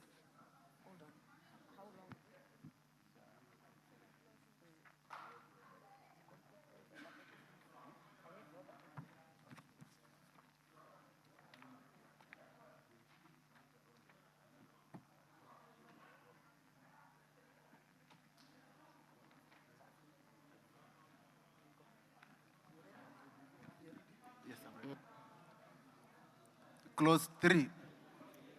I propose the question that clause 3 be part of the bill. There is a proposed amendment. Chairperson, Honorable Murugara, Chairperson, Justice and Legal Affairs. Prosecute the amendment. Thank you. Thank you very much, Honorable Chair. I beg to move that clause 3 of the bill be amended as shown on the order paper. And what essentially we are doing is to try and break down what the clause on the bill is into a new clause, and purely to expand the scope of application of the Act. Very well. I therefore propose the question that clause 3 be amended as proposed by the chair. I now put the question that clause 3 be amended as proposed by the chair. Will as many as are of that opinion say aye? Will as many as are of a contrary opinion say nay? The ayes have it. I now put the question that clause 3 is amended be part of the bill. Will as many as are of that opinion say aye? Will as many as are of a contrary opinion say nay? The ayes have it. Clause 4. I propose the question that clause 4 be part of the bill. Mover. Thank you. Thank you, Honorable Chairperson. I beg to move that clause 4 be amended as shown on the order paper. What we are doing again is to tidy it up so that we make a provision to clarify and avoid ambiguity regarding how a trust is to be created. I beg to move. Very well. I now propose the question that clause 4 be amended as proposed by the chair. I now put the question that the clause 4 be amended as proposed by the chair. Will as many as are of that opinion say aye? Will as many as are of a contrary opinion say nay? The ayes have it. I now put the question that clause 4 is amended be part of the bill. Will as many as are of that opinion say aye? Will as many as are of a contrary opinion say nay? The ayes have it. Clause 5. I propose the question that clause 5 be part of the bill. Chairperson. Thank you very much, Honorable Chair. I beg to move that clause 5 be amended as shown on the order paper. What we are doing is to distinguish between validity and registration and the enforceability of a trust. This is why we have divided the section into the various sub-clauses. Thank you. Very well. I propose the question that clause 5 be amended as proposed by the chair. I now put the question that clause 5 be amended as proposed by the chair. Will as many as are of that opinion say aye? Will as many as are of a contrary opinion say nay? The ayes have it. I now put the question that clause 5 is amended be part of the bill. Will as many as are of that opinion say aye? Will as many as are of a contrary opinion say nay? The ayes have it. Clauses 6 and 7. I propose the question that clauses 6 and 7 be part of the bill. I put the question that clauses 6 and 7 be part of the bill. Will as many as are of that opinion say aye? Will as many as are of a contrary opinion say nay? The ayes have it. Clause 8. I propose the question that clause 8 be part of the bill. Mover. Thank you very much, Honorable Chairperson. I beg to move that clause 8 be amended as shown on the order paper, which is simply to delete subclause 3. And the rationale for doing this is that we have to enable charitable trusts to be self-reliant and generate income which is ordinarily applied exclusively towards the objects of the charitable trust. Thank you, Honorable Chair. Very well. I now propose the question that clause 8 be amended as proposed by the chair. I now put the question that clause 8 be amended as proposed by the chair. Will as many as are of that opinion say aye? Aye. Will as many as are of a contrary opinion say nay? The ayes have it. I now put the question that clause 8 as amended be part of the bill. Will as many as are of that opinion say aye? Will as many as are of a contrary opinion say nay? The ayes have it. Clauses 9, 10, 11, and 12.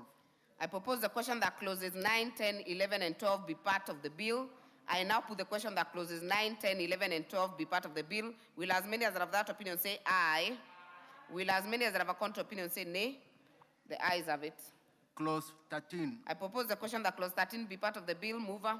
Thank you very much, Honorable Chair.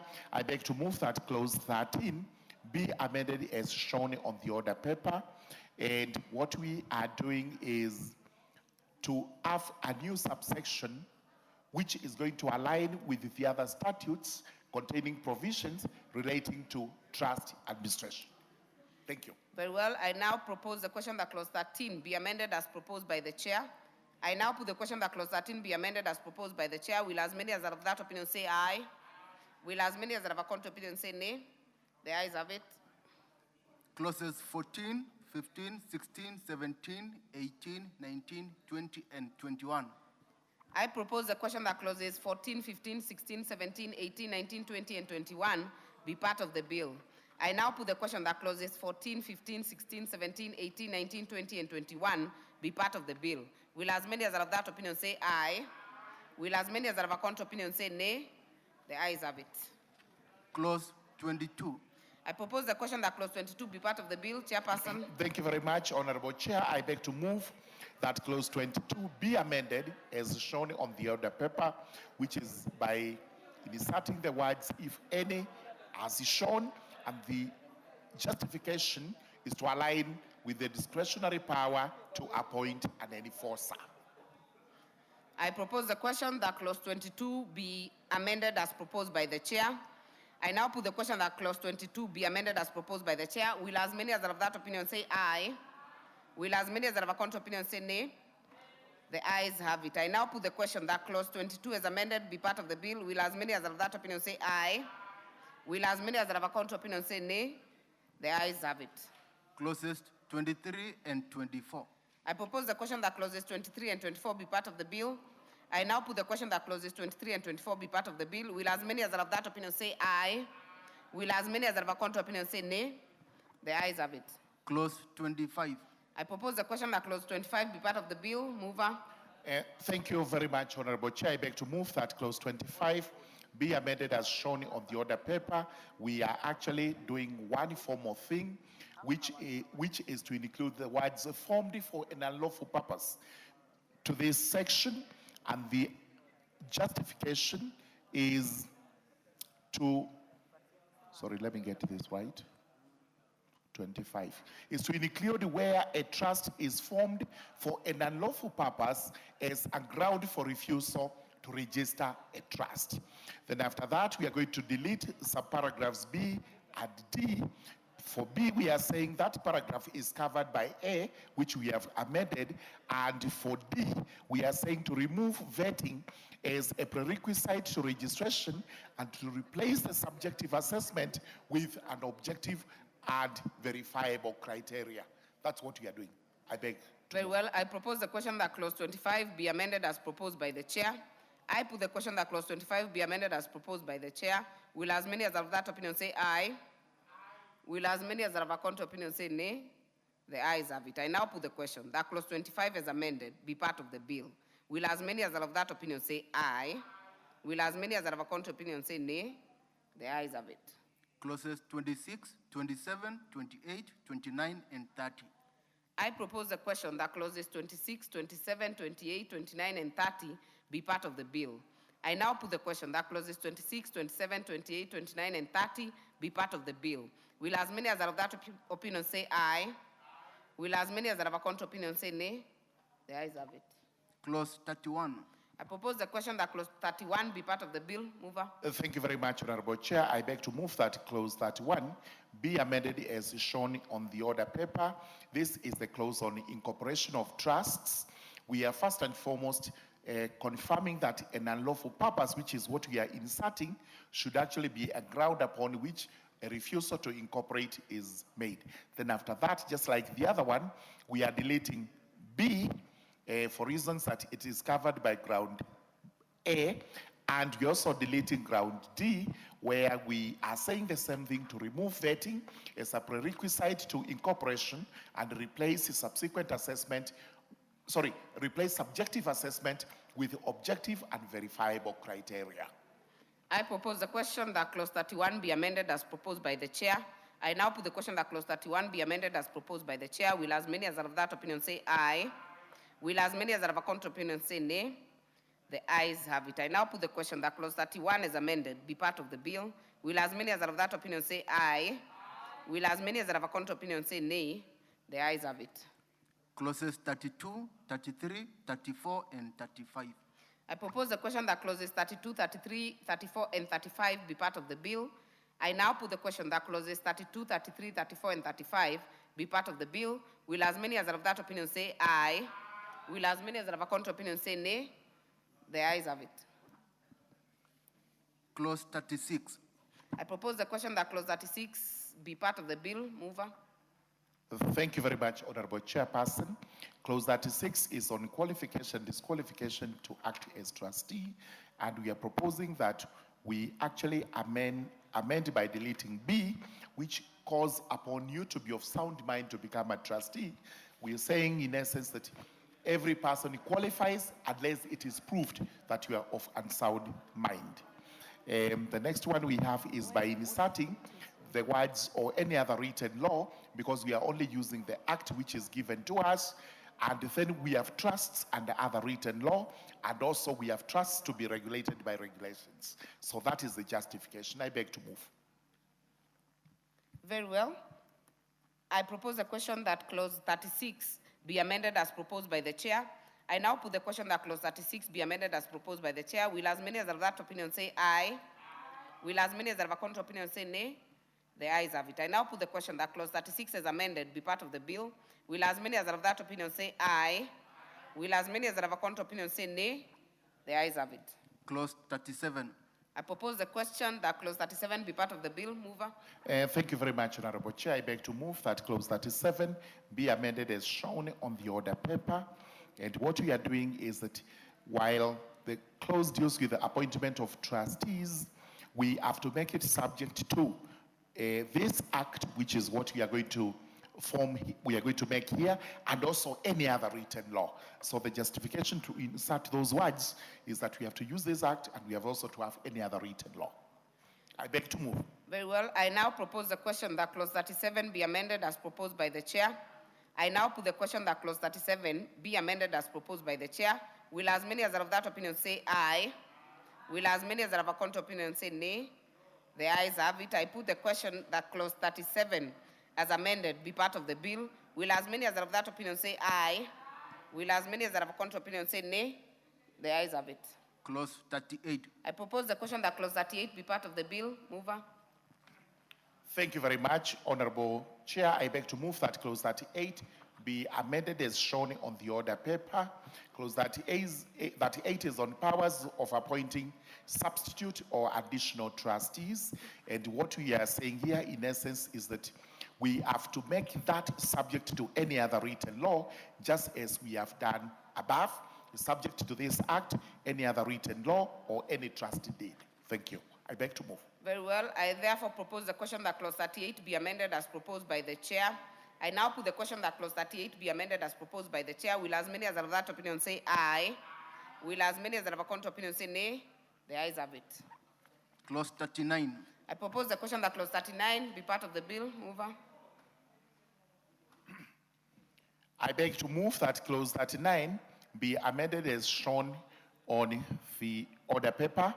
This is on the resignation of a trustee, and we are saying that where this happens, it has to be subject to the public trustee, because this is where an appointment of another trustee has to be done, to subject the appointment of the public trustee to enact as a trustee with the provisions of the Public Trustee Act.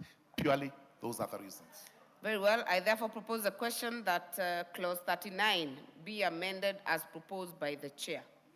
I put the question that clause 39 be amended as proposed by the chair. Will as many as are of that opinion say aye?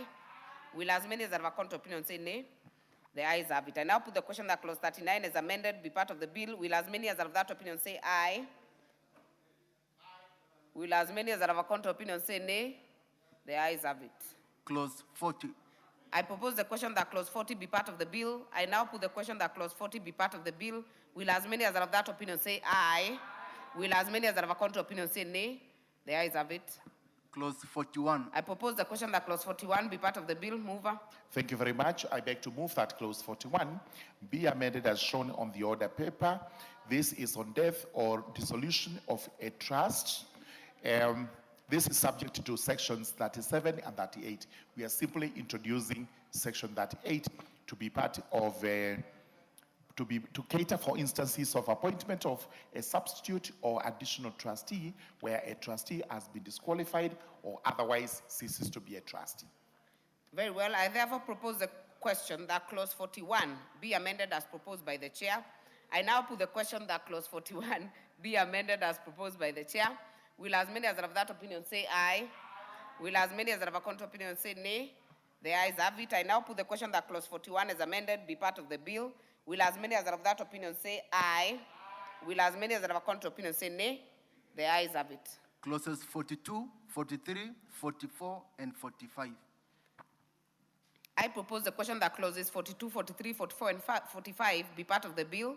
I now put the question that clauses 42, 43, 44, and 45 be part of the bill. Will as many as are of that opinion say aye? Will as many as are of a contrary opinion say nay? The ayes have it. Clause 46. I propose the question that clause 46 be part of the bill. Mover. Thank you very much, Honorable Chair. I beg to move that clause 46 be amended as shown on the order paper. We are actually making these trustees who are in default to be liable, and we are saying this is to protect innocent trustees from liability arising out of the acts and omissions of a trustee in default. I beg to... I propose the question that clause 46 be amended as proposed by the chair. I now put the question that clause 46 be amended as proposed by the chair. Will as many as are of that opinion say aye? Will as many as are of a contrary opinion say nay? The ayes have it. I now put the question that clause 46 as amended be part of the bill. Will as many as are of that opinion say aye? Will as many as are of a contrary opinion say nay? The ayes have it. Clause 47. I propose the question that clause 47 be part of the bill. I put the question that clause 47 be part of the bill. Will as many as are of that opinion say aye? Will as many as are of a contrary opinion say nay? The ayes have it. Clause 48. I propose the question that clause 48 be part of the bill. Mover. Thank you very much. I beg to move that clause 48 be amended as shown on the order paper. There are two proposed amendments, and the rationale is we make a provision provided that a trustee shall obtain any approval required under any other written law prior to lodging an amendment. And the rationale for this is to require a trustee to obtain any relevant consent or approval and under any other written law before lodging an amendment to the trust deed or list of assets with the registrar. I beg to move. Very well. I therefore propose the question that clause 48 be amended as proposed by the chair. I now put the question that clause 48 be amended as proposed by the chair. Will as many as are of that opinion say aye? Will as many as are of a contrary opinion say nay? The ayes have it. I now put the question that clause 48 is amended be part of the bill. Will as many as are of that opinion say aye? Will as many as are of a contrary opinion say nay? The ayes have it. Clauses 49 and 50. I propose the question that clauses 49 and 50 be part of the bill. I now put the question that clauses 49 and 50 be part of the bill. Will as many as are of that opinion say aye? Will as many as are of a contrary opinion say nay? The ayes have it. Clause 51. I propose the question that clause 51 be part of the bill. Mover. Thank you very much, Honorable Chair. I beg to move that clause 51 be amended as shown on the order paper. This is power to manage and control trust property. It's a brief section, the way it is, a brief clause, but we've broken it down into various sub-provisions so as to allow a trustee to act in the best interest of the beneficiary and allowing them to power to invest, which is a practical extension of the trustee's overarching duty of care. The duty of care bestowed upon them. We have put all this in that long proposed amendment. Thank you. I beg to move. Very well. I propose the question that clause 51 be amended as proposed by the chair. I now put the question that clause 51 be amended as proposed by the chair. Will as many as are of that opinion say aye? Will as many as are of a contrary opinion say nay? The ayes have it. I now put the question that clause 51 as amended be part of the bill. Will as many as are of that opinion say aye? Will as many as are of a contrary opinion say nay? The ayes have it. Clauses 52 and 53. I propose the question that clauses 52 and 53 be part of the bill. I now put the question that clauses 52 and 53 be part of the bill. Will as many as are of that opinion say aye? Will as many as are of a contrary opinion say nay? The ayes have it. Clause 54. I propose the question that clause 54 be part of the bill. Mover. Thank you very much, Honorable Chair. I beg to move that clause 54 be amended as shown on the order paper. Clause 54 deals with the power of sale and release of property. And what we have done is instead of giving the trustees a blanket power, we have subjected it to this act and any other written law. So the opening words will be subject to this act or any other written law, then where a trustee is authorized. I beg to move. Very well. I therefore propose the question that clause 54 be amended as proposed by the chair. I now put the question that clause 54 be amended as proposed by the chair. Will as many as are of that opinion say aye? Will as many as are of a contrary opinion say nay? The ayes have it. I now put the question that clause 54 is amended be part of the bill. Will as many as are of that opinion say aye? Will as many as are of a contrary opinion say nay? The ayes have it. Clauses 55, 56, and 57. I propose the question that clauses 55, 56, and 57 be part of the bill. I now put the question that clauses 55, 56, and 57 be part of the bill. Will as many as are of that opinion say aye? Will as many as are of a contrary opinion say nay? The ayes have it. Clause 58. I propose the question that clause 58 be part of the bill. Thank you very much. Yeah, thank you very much, Honorable Chair. I beg to move that clause 58 be amended as shown on the order paper, and the rationale is to align how to exercise the power of attorney once it is given in a trust. I beg to move. Very well. I propose the question that clause 58 be amended as proposed by the chair. I now put the question that clause 58 be amended as proposed by the chair. Will as many as are of that opinion say aye? Will as many as are of a contrary opinion say nay? The ayes have it. I now put the question that clause 58 as amended be part of the bill. Will as many as are of that opinion say aye? Will as many as are of a contrary opinion say nay? The ayes have it. Clause 59. I propose the question that clause 59 be part of the bill. I now put the question that clause 59 be part of the bill. Will as many as are of that opinion say aye? Will as many as are of a contrary opinion say nay? The ayes have it. Clause 60. I propose the question that clause 60 be part of the bill. Mover. Thank you very much, Honorable Chair. I beg to move that clause 60 be amended as shown on the order paper, and this is by way of introducing an enforcer to be part of the persons to whom remuneration and expenses would be obtained. Thank you very much. Very well. I therefore propose the question that clause 60 be amended as proposed by the chair. I now put the question that clause 60 be amended as proposed by the chair. Will as many as are of that opinion say aye? Will as many as are of a contrary opinion say nay? The ayes have it. I now put the question that clause 60 as amended be part of the bill. Will as many as are of that opinion say aye? Will as many as are of a contrary opinion say nay? The ayes have it. Clause 61. I propose the question that clause 61 be part of the bill. Mover. Thank you very much, Honorable Chair. I beg to move that clause 61 be amended as shown on the order paper entirely, and this is to introduce some payments to provide for an efficient deterrent mechanism against breach of trust. That's why the fines have gone up slightly more. I beg to move. I propose the question that clause 61 be amended as proposed by the chair. I now put the question that clause 61 be amended as proposed by the chair. Will as many as are of that opinion say aye? Will as many as are of a contrary opinion say nay?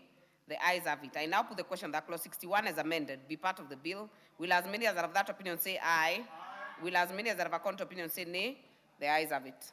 Clause 62. I propose the question that clause 62 be part of the bill. I now put the question that clause 62 be part of the bill. Will as many as are of that opinion say aye? Will as many as are of a contrary opinion say nay? The ayes have it. Clause 63. I propose the question that clause 63 be amended. I propose the question that clause 63 be part of the bill. Mover. Thank you very much, Honorable Chair. I beg to move that clause 63 be amended as shown on the order paper, purely to introduce the certificate of registration and incorporation, so that these are the documents to be kept in the register of the trust. Thank you very much. Very well. I therefore propose the question that clause 63 be amended as proposed by the chair. I now put the question that clause 63 be amended as proposed by the chair. Will as many as are of that opinion say aye? Will as many as are of a contrary opinion say nay? The ayes have it. I now put the question that clause 63 as amended be part of the bill. Will as many as are of that opinion say aye? Will as many as are of a contrary opinion say nay? The ayes have it. Clauses 64, 65, 66, 67, 68, 69, 70, 71, 72, 73, and 74. I propose the question that clauses 64, 65, 66, 67, 68, 69, 70, 71, 72, 73, and 74 be part of the bill. I now put the question that clauses 64, 65, 66, 67, 68, 69, 70, 71, 72, 73, and 74 be part of the bill. Will as many as are of that opinion say aye? Will as many as are of a contrary opinion say nay? The ayes have it. Clause 75. I propose the question that clause 75 be part of the bill. Mover. Thank you very much, Honorable Chair. I beg to move that clause 75 be amended as shown on the order paper, and this is where we are increasing the proposed administrative penalty from 500 shillings to 3,000 shillings. I beg to move. I propose the question that clause 75 be amended as proposed by the chair. I now put the question that clause 75 be amended as proposed by the chair. Will as many as are of that opinion say aye? Will as many as are of a contrary opinion say nay? The ayes have it. I now put the question that clause 75 as amended be part of the bill. Will as many as are of that opinion say aye? Will as many as are of a contrary opinion say nay? The ayes have it. Clauses 76 and 77. I propose the question that clauses 76 and 77 be part of the bill. I now put the question that clauses 76 and 77 be part of the bill. Will as many as are of that opinion say aye? Will as many as are of a contrary opinion say nay? The ayes have it. Clause 78. I propose the question that clause 78 be part of the bill. Mover. Thank you very much, Honorable Chair. I beg to move that clause 78 be amended as shown on the order paper. This is where we are conferring the registrar to disclose information to. We are introducing the regulatory bodies, and we are also introducing another word in D. Instead of reporting entity, it should actually be reporting institution. I beg to move. Very well. I therefore propose the question that clause 78 be amended as proposed by the chair. I now put the question that clause 78 be amended as proposed by the chair. Will as many as have that opinion say aye? Aye. Will as many as have a contrary opinion say nay? The ayes have it. I now put the question that clause 78 as amended be part of the bill. Will as many as have that opinion say aye? Will as many as have a contrary opinion say nay? The ayes have it. Clauses 79, 80, 81, and 82. I propose the question that clauses 79, 80, 81, and 82 be part of the bill. I now put the question that clauses 79, 80, 81, and 82 be part of the bill. Will as many as are of that opinion say aye? Will as many as are of a contrary opinion say nay? The ayes have it. Clause 83. I propose the question that clause 83 be part of the bill. Mover.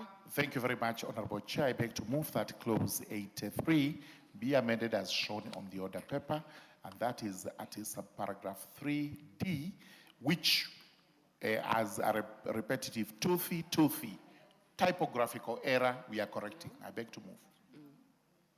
Very well. I therefore propose the question that clause 83 be amended as proposed by the chair. I now put the question that clause 83 be amended as proposed by the chair. Will as many as are of that opinion say aye? Will as many as are of a contrary opinion say nay? The ayes have it. I now put the question that clause 83 as amended be part of the bill. Will as many as are of that opinion say aye? Will as many as are of a contrary opinion say nay? The ayes have it. Clause 84. I propose the question that clause 84 be part of the bill. Mover. Thank you very much, Honorable Chair. I beg to move that clause 84 be amended as shown on the order paper.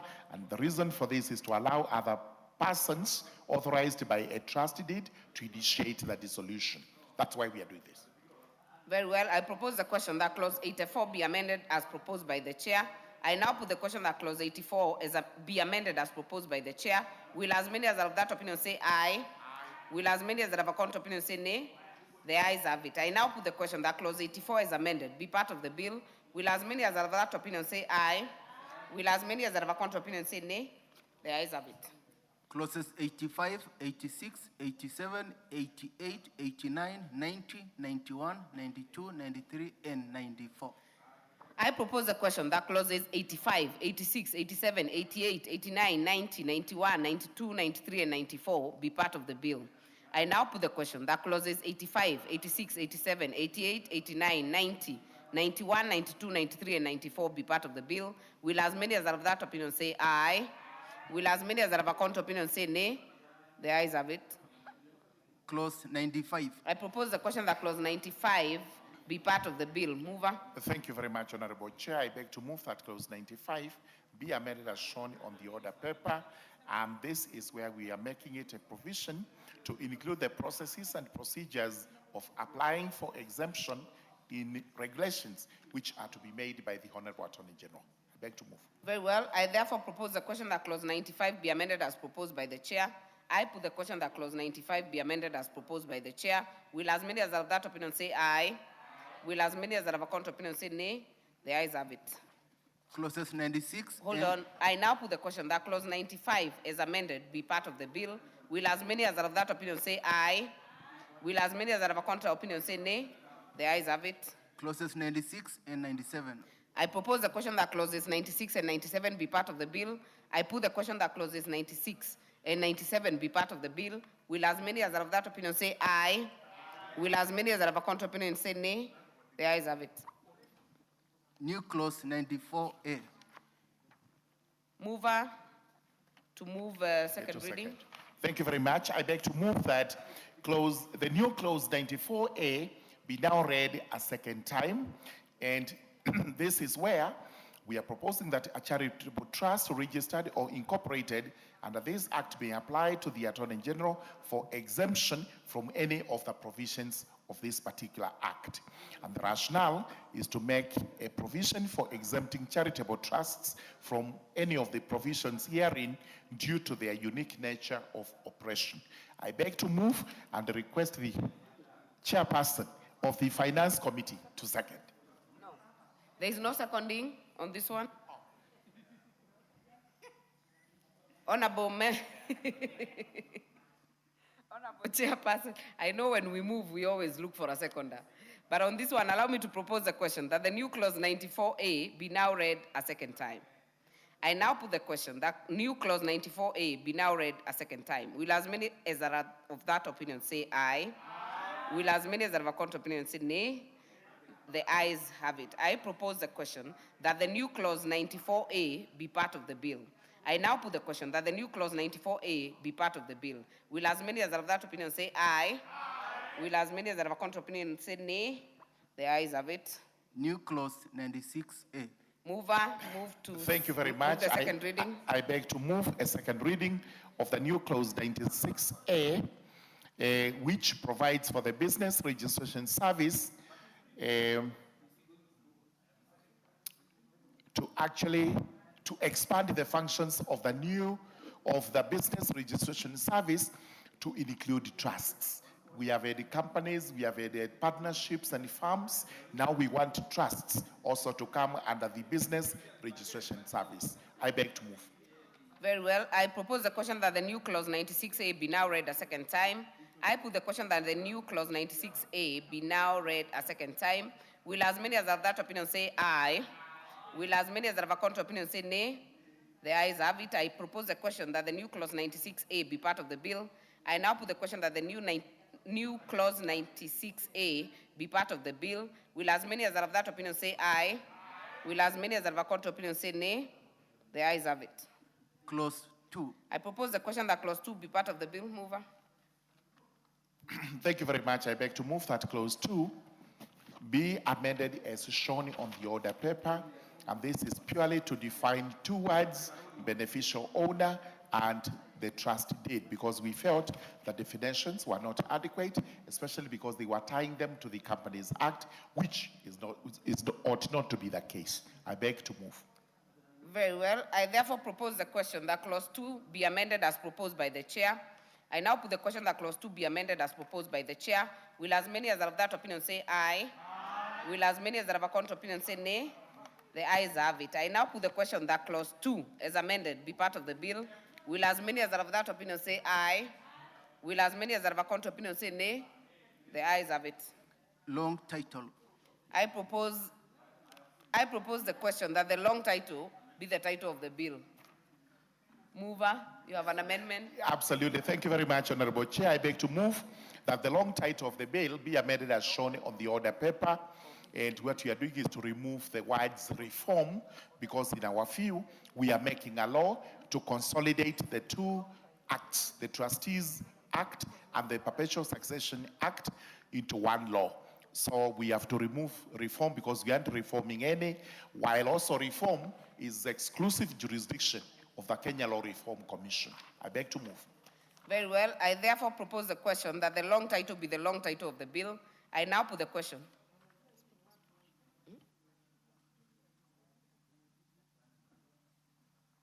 I propose, allow me to take that again. I propose the question that the long title be amended as proposed by the chair. I now put the question that the long title be amended as proposed by the chair. Will as many as are of that opinion say aye? Aye. Will as many as are of a contrary opinion say nay?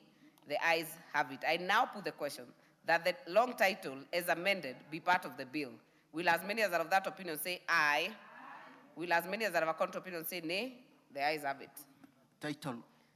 I propose the question that the title be the title of the bill. I now put the question that the title be the title of the bill. Will as many as are of that opinion say aye? Will as many as are of a contrary opinion say nay? The ayes have it. Clause 1. I propose the question that clause 1 be part of the bill. I now put the question that clause 1 be part of the bill.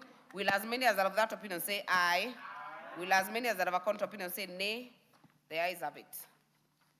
Honorable members, we have come to the end of that committee.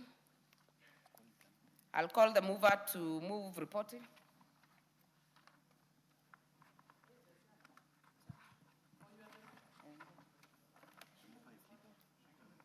The mover is the majority leader. Member for Marsabit. Honorable Chairperson, I beg to move that the committee do report to the House its consideration of the Trust Administration Bill, National Assembly Bill number 29 of 2026 and its approval, therefore with amendments. I know it always looks like therefore, but it's always thereof. Oh, thereof. Very well.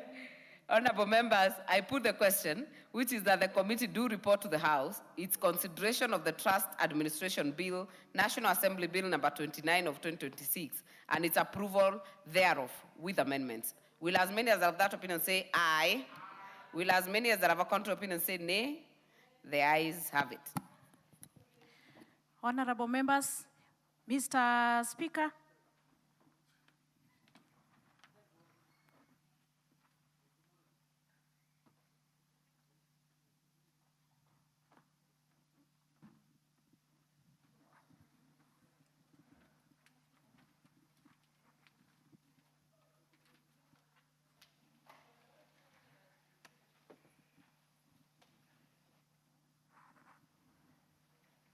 Chairperson to report. Honorable Speaker, I beg to report that the Committee of the Whole House has considered the Trust Administration Bill, National Assembly Bill number 29 of 2026, and approved the same with amendments. Well done. Move of the bill.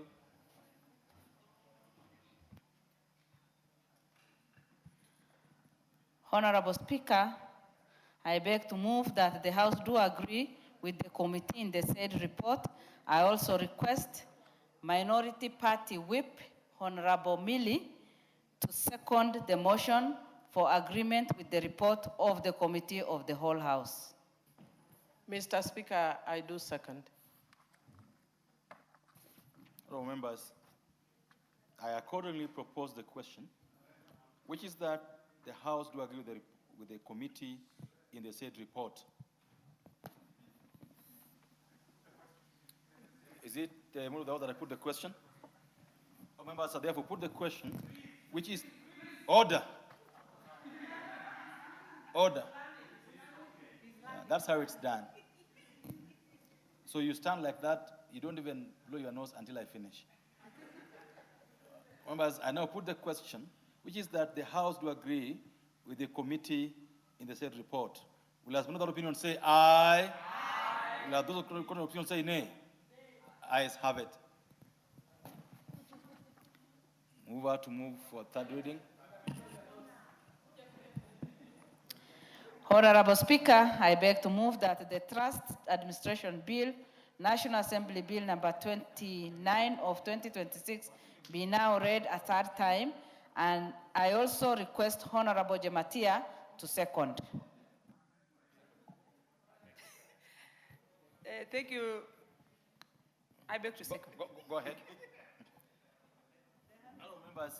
I therefore propose the question, which is that the Trust Administration Bill, National Assembly Bill number 29 of 2026, be now read a third time.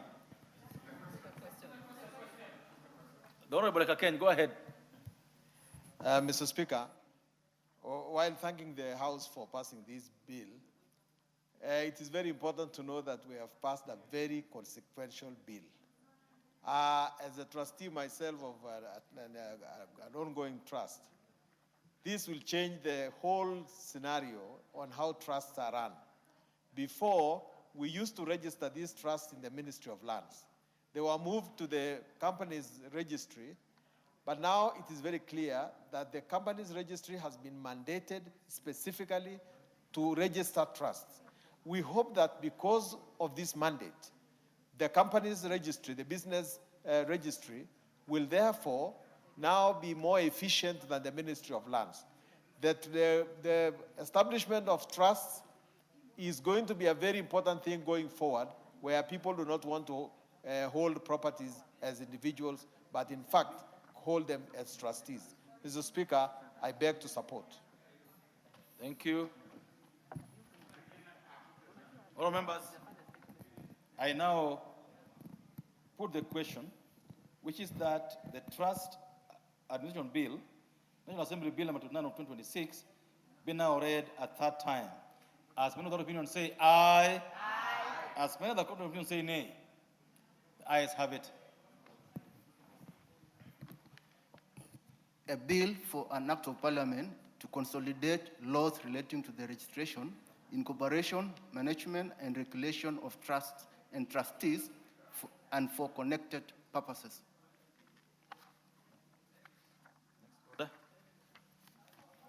Order number 7, questions and statements. Members, as you may remember or recall, order number 7 was put over generally, and we are now going back to it. And I will start with the Honorable Member for Malava.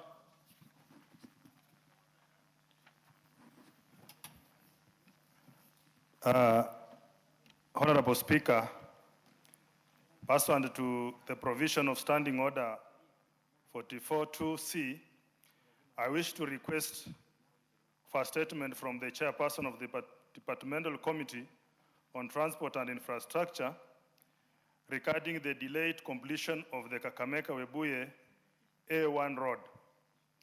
Honorable Speaker, the construction of Kakamega-Webuye A1 road commenced in 2016 under the Kenya National Highway Authority, KENHA, to serve as a key transport corridor in Western Kenya region, serving among other constituencies, Malava, Shinyalu, Lurambi, and Lugari. The contract was initially awarded to VIL Limited, but was subsequently terminated due to non-performance, and the works reassigned to Jiangxi Zhongmei Engineering Construction Company Limited. The project involved rehabilitation of the Kakamega-Webuye section of the Kisumu-Kitale Road, including construction of a service lane at Malava Market, provision of feeder road to Malava Bus Park, installation of adequate culverts along major feeder roads, provision of climbing lanes on steep sections, particularly at Malava Forest, and the construction of footbridge at Isanjiro town. However, the works have stalled, and there is no clear communication to residents and other road users regarding the status of the project, the reason for the prolonged delay, or the expected timelines for completion of the construction works. Honorable Speaker, it is against the background that I request for a statement from the Chairperson of Departmental Committee on Transport and Infrastructure on the following.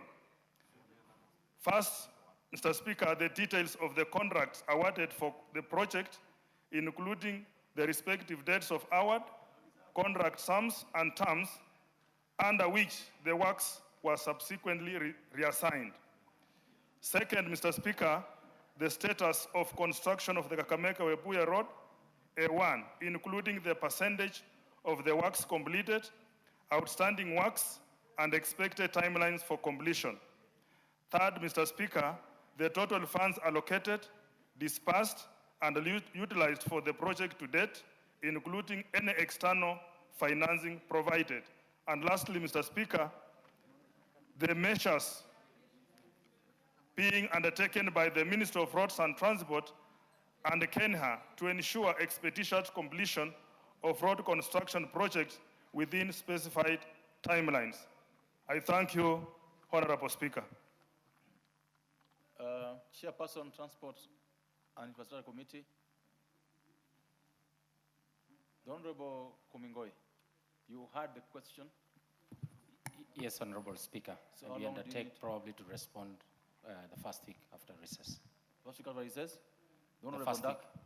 Ndakwa, the gentleman seated behind you, has undertaken. Do you know him? On behalf of the chair. Do you know him? He's called the Honorable Komingoi, he's of Buret. He's in that committee, so follow up with him to ensure that this question is placed before their committee, and you go there and ensure that it's responded to before they bring it back to the House. He has said they'll do so the week we return after recess. Honorable members, for the convenience of the House, as you would be aware that normally we have the majority leader giving a statement on Thursdays of every week. So I will pen the statements for a while and allow the majority leader to go ahead with his usual statement. Thank you, Honorable Speaker. Honorable Speaker, pursuant to the provision of Standing Order 44.2a, I rise to present the following statement on behalf of the House Business Committee, which met on Tuesday, 25th August 2026, to prioritize business for consideration during the week. Honorable Speaker, the House is set to proceed on its long recess from tomorrow, Friday, 29th August, and resume our regular sittings for the third part of the fifth session on Tuesday, 29th September 2026 at 2:30 p.m. Honorable Speaker, when the House resumes, it is expected to consider the following business, some of which is listed in today's order paper, should it not be concluded today. One is a second reading of the Public Service Superannuation Scheme Amendment Bill of 2025. Two, Committee of the Whole House on the Kenya Revenue Amendment Bill of 2026 and the Power of Mercy Bill of 2025. Additionally, Honorable Speaker, the House will debate the following motions, should they not be concluded in the course of business today. Inspection visit to the Kenyan Embassy in Rabat, Morocco. Inspection visit to the Kenyan Embassy in Cairo, Egypt. Report on examination of the audited financial statements of various state corporations in the Rift Valley region. 4, the 10th report on examination of the audited financial statements of Egerton University. 5, the 11th report on examination of audited financial statements for various universities. In conclusion, Honorable Speaker, I wish to thank all honorable members, committees of this House for the collective industry that enabled us to transact the business that was brought before the House during the sitting period ending today evening. As we take a break later today, I wish members a wonderful recess period as they spend time with their families, rejuvenate and discharge their parliamentary and constituency or county obligations with the people that have sent you to represent them in the August House. The House Business Committee shall reconvene again on Tuesday, 29th September 2026 to schedule business for the rest of that week when that session begins. I now wish to lay this statement on the table of the House, and thank you, Honorable Speaker. And may I wish all our members a restful recess period. As I had said earlier, Honorable Speaker, today is closing day, as the case was be, and I was telling the member from Mavoko, I'm not going to close with him. As we used to do back in those days when we were in school. And my 6-year-old daughter, today, I passed by the house to dress up because I'd come from another public engagement and I was dressed casually. So when I went home to take a shower and change, and I dressed up in a suit, she asked me, Daddy, where are you going? I told her I'm going to Parliament and today is closing day. Then she asked me, have you packed snacks? Because she's used to carrying snacks on their closing day. I told her we don't have a party day, as we usually do, but she gave me a small flower, which I promised her I would don on my blazer for closing day as snacks for my colleagues to see. Therefore, you can enjoy the flower since I did not carry snacks for you. Thank you, Honorable Speaker. I wish you a restful, you also wish a restful recess, like you wished all of us. So we go back to order number 7, and the Honorable Member for Mavoko, the Honorable Kingola. Thank you, Mr. Speaker. I also wish the leader of majority a happy holiday and tell him he's lucky that he has young children to give him flowers. We only have grandchildren. Now, Honorable Speaker, I stand for request for statement regarding the disappearance of Mr. Jimmy Mutava Manzia. Honorable Speaker, pursuant to standing order, to the provision of Standing Order 44-2C, I rise to request for a statement from the chairperson of the Departmental Committee on Administration and Internal Security regarding the disappearance of Mr. Jimmy Mutava Mwanzia. Honorable Speaker, according to information provided, Mr. Jimmy Mutava Mwanzia, holder of ID that, which I cannot disclose here, a resident of Phase 3 in Morolongo, Machakos County, was last seen on the 27th July 2026 at Binjo Hotel. That is in Morolongo. It is alleged that at the time he was the company of the Officer Commanding Station, the OCS, Morolongo Police Station. It is further alleged that Mr. Mwanzia was subsequently apprehended by police officers who are under the command of the aforementioned OCS. Since that date, the family and relatives have neither heard from him nor established contact with him, and his whereabouts remain unknown. The circumstances surrounding his abduction has also raised serious concerns regarding his safety and welfare. Further, this situation has also subjected his family to immense anxiety, distress, and uncertainty. Honorable Speaker, it is against this background that I request for a statement from the chairperson of the Departmental Committee on Administration and Internal Security on the following. Number one, a report on the whereabouts of Mr. Jimmy Mutava Mwanzia of ID number that, including the circumstances surrounding his abduction and the status of investigations into the alleged abductions. Number two, the action taken or being taken against the OCS Morolongo Police Station and any other officer implicated in the alleged abduction of Mr. Jimmy Mutava Mwanzia. Number three, the measures put in place to guarantee the safety, welfare, and constitutional rights of Mr. Jimmy Mutava Mwanzia, and the steps being taken to prevent similar occurrences in citizens. Number four, the family and residents of Molongo Phase 3 are asking the chairman to ask the CS Interior, Honorable Mokomen, to produce Jimmy Mutava, dead or alive. If he's dead, we want his body so that we give him a decent burial. I thank you, Mr. Speaker. The chairperson, Committee on Administration and Internal Security. Majority Leader, a gentleman has disappeared. His name is Jimmy Mutava Mwanzia. Please. Honorable Speaker, let me relay to the Chair Security, because it's a matter touching on the disappearance of a human being, and it's a matter of life and death, that the Chair Security picks up the matter and engages with the member within the next 1 week, even when we're on recess, because this is a working recess. Committees will still be sitting, and there is nothing that stops the committee from interrogating the matter and letting the member from Avoko know, and they can in fact invite him to their committee. That's why your majority. You've given us a very good way forward. This is not waiting for the recess. This will be handled next week. Follow up with the chairperson, the Honorable Tongoyo, and I order that that committee meets that next week to consider this matter so that the family gets to know what's happening. Next. And unless Honorable Kingola, you have anything you want to say?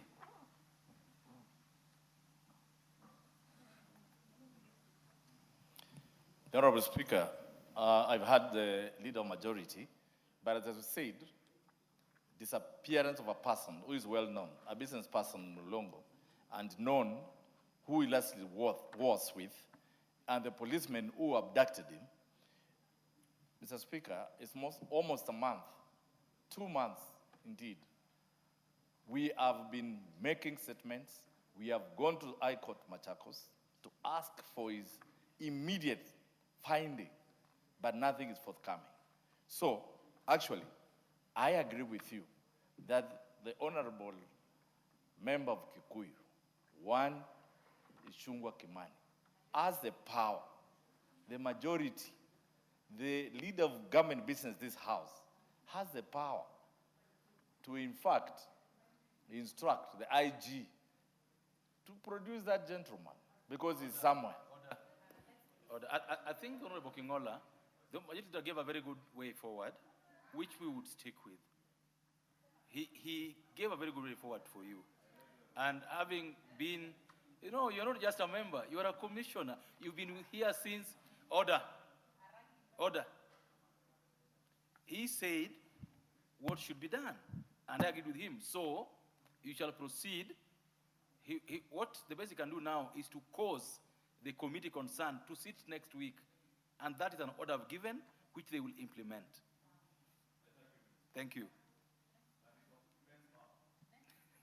As to the immense powers of the Majority Leader, I think only you know. So, the Honorable Wandeto, this is your chance to your question.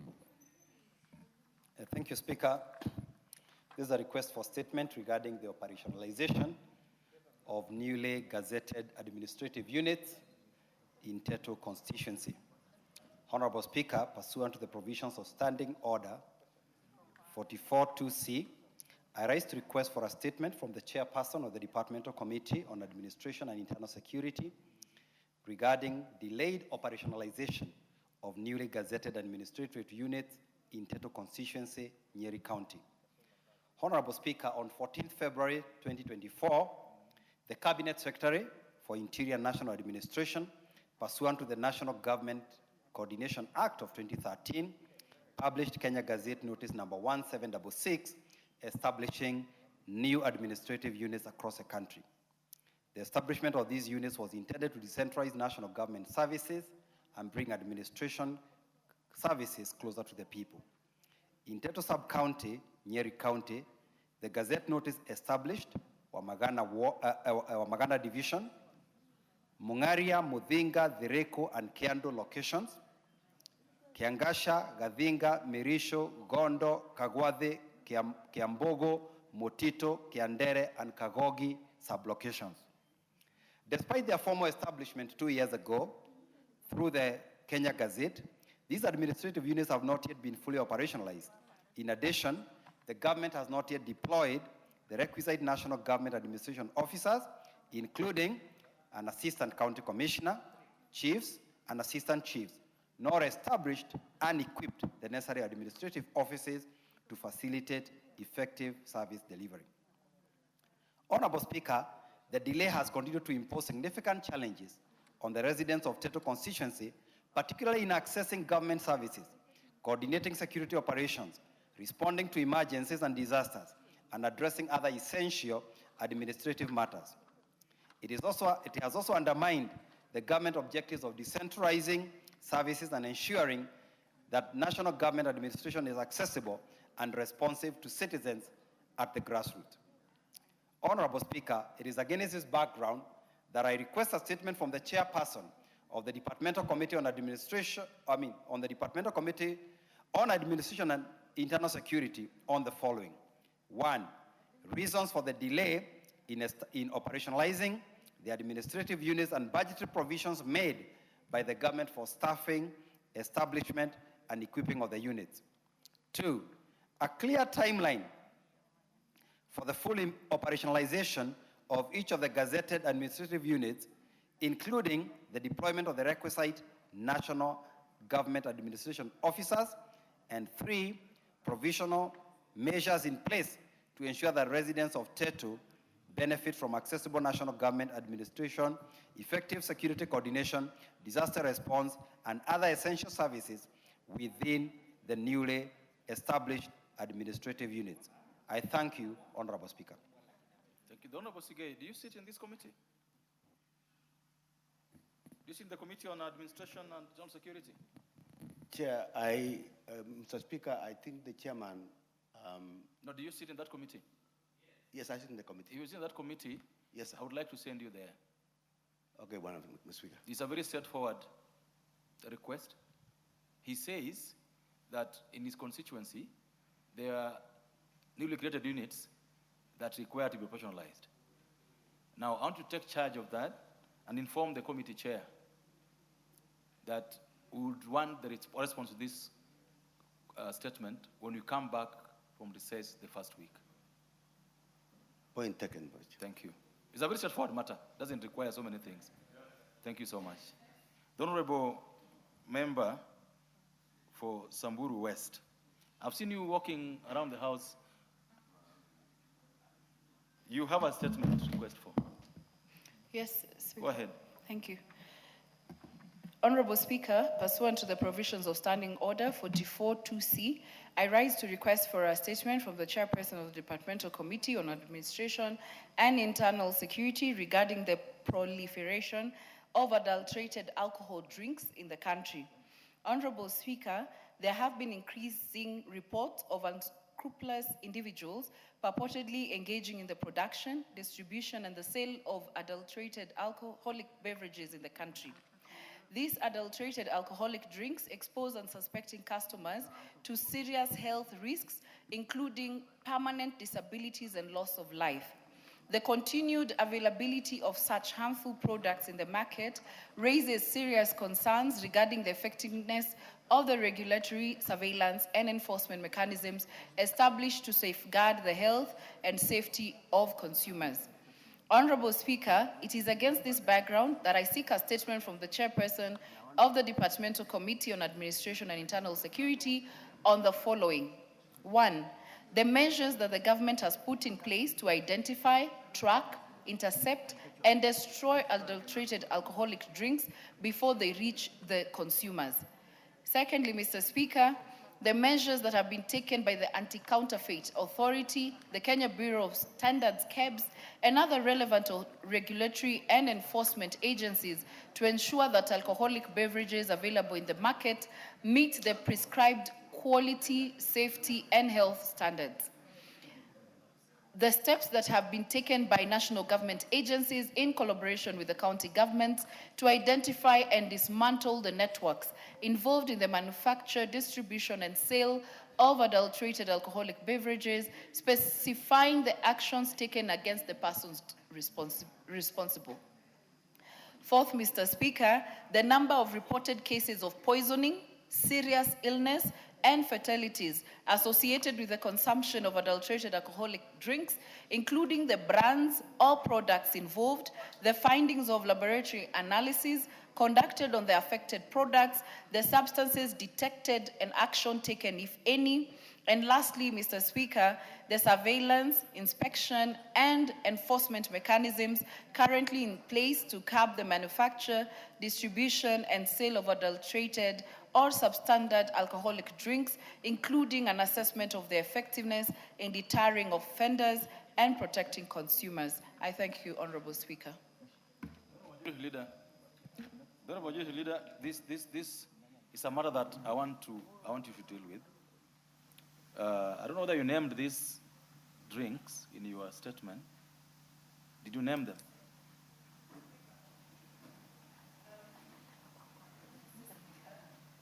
Name them because they are bodies, and that is why in one of the questions I have asked that we be told the names of these drinks.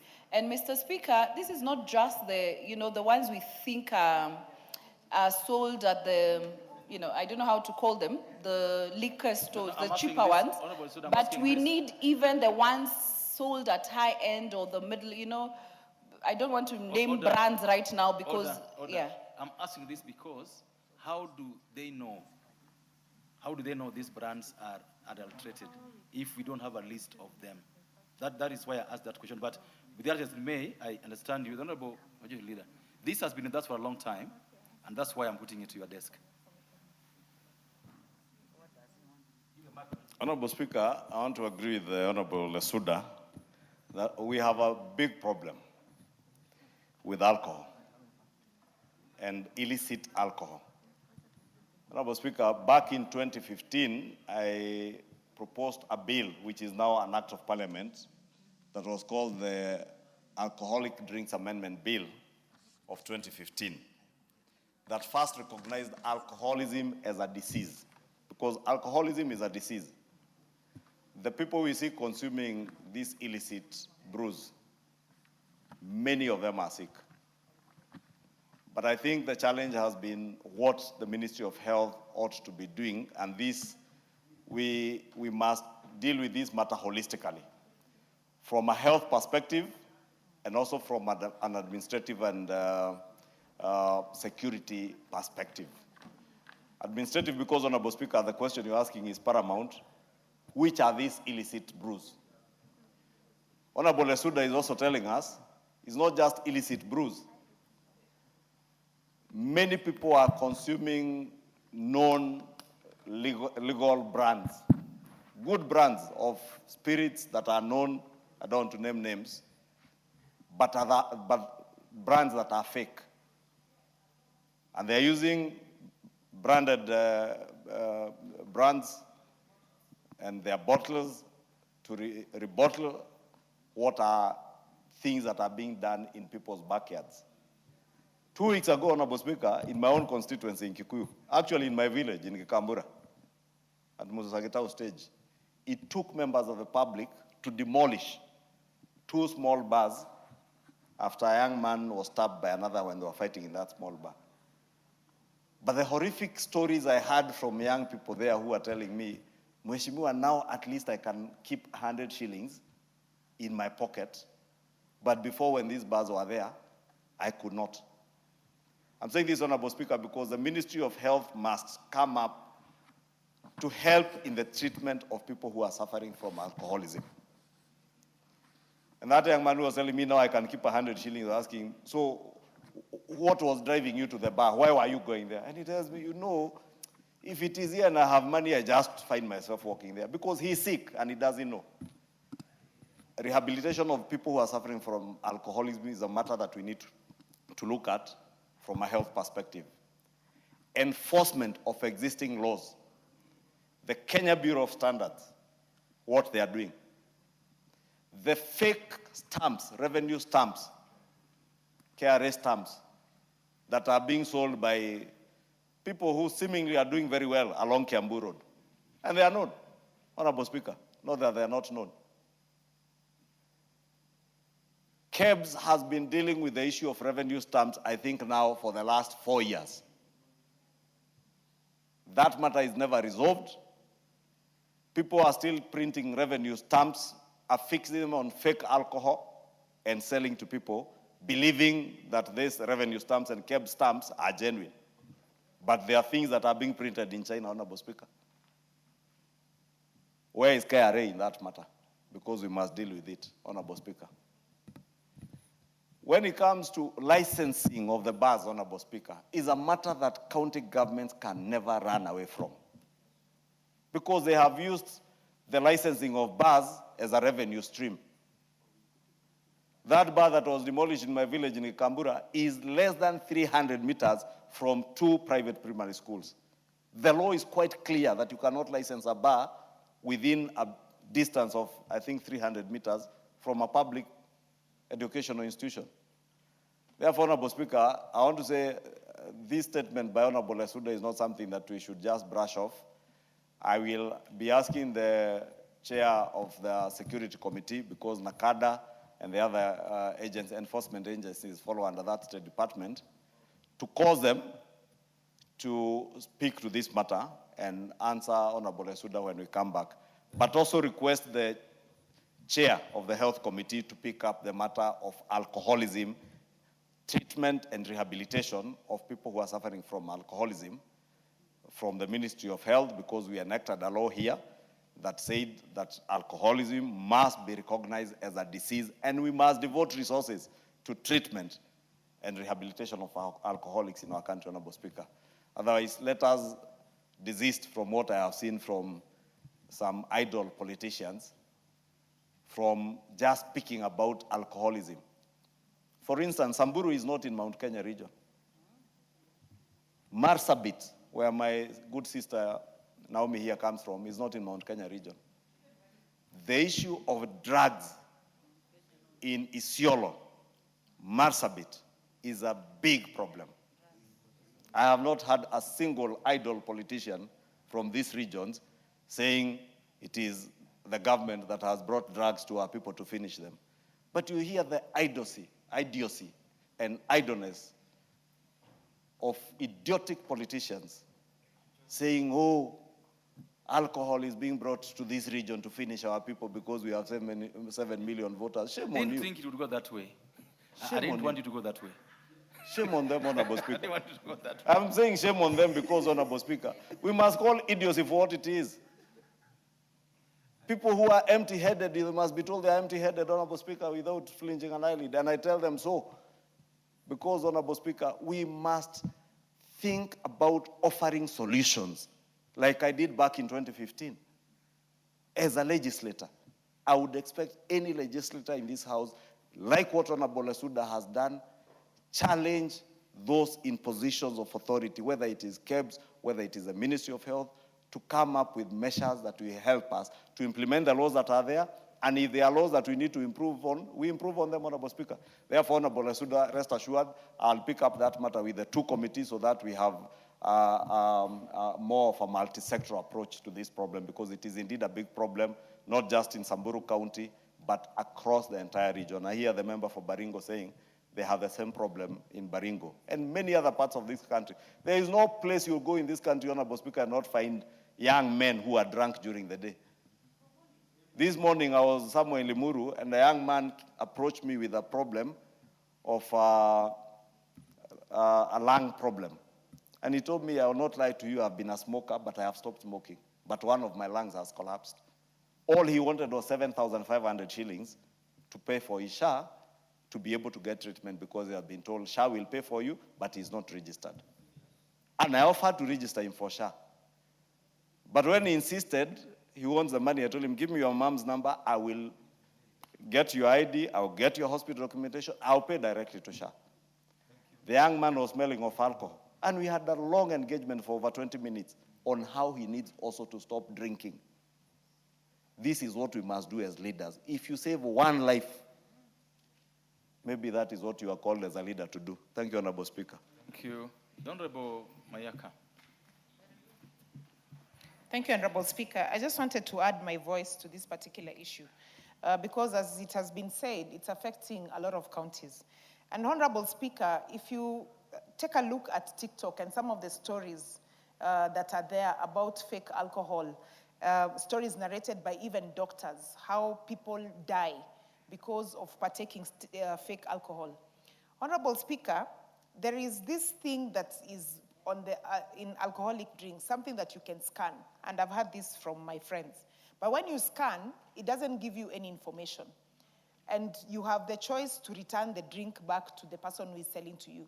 But also, how many people are aware of this knowledge that you can actually scan to confirm whether or not a drink is fake or not? So, Honorable Speaker, we need to take to task KBS and KRA and all these people, because this issue is really, really affecting our young people, including in my home county, Nyamira, where you find young people are getting sick, people are taking fake alcohol. And Honorable Speaker, we are not saying there's anything wrong with taking alcohol. I mean, Jesus turned water into wine. But also, as the majority leader has said, alcoholic is a problem. But it doesn't mean that people can have access to fake alcohol. So this is an issue that is of great concern, that it needs to be investigated so that we can have solutions. Thank you. You are certain that the wine that was turned was real wine? It was real. It was not fake. Because people did not get sick. Thank you.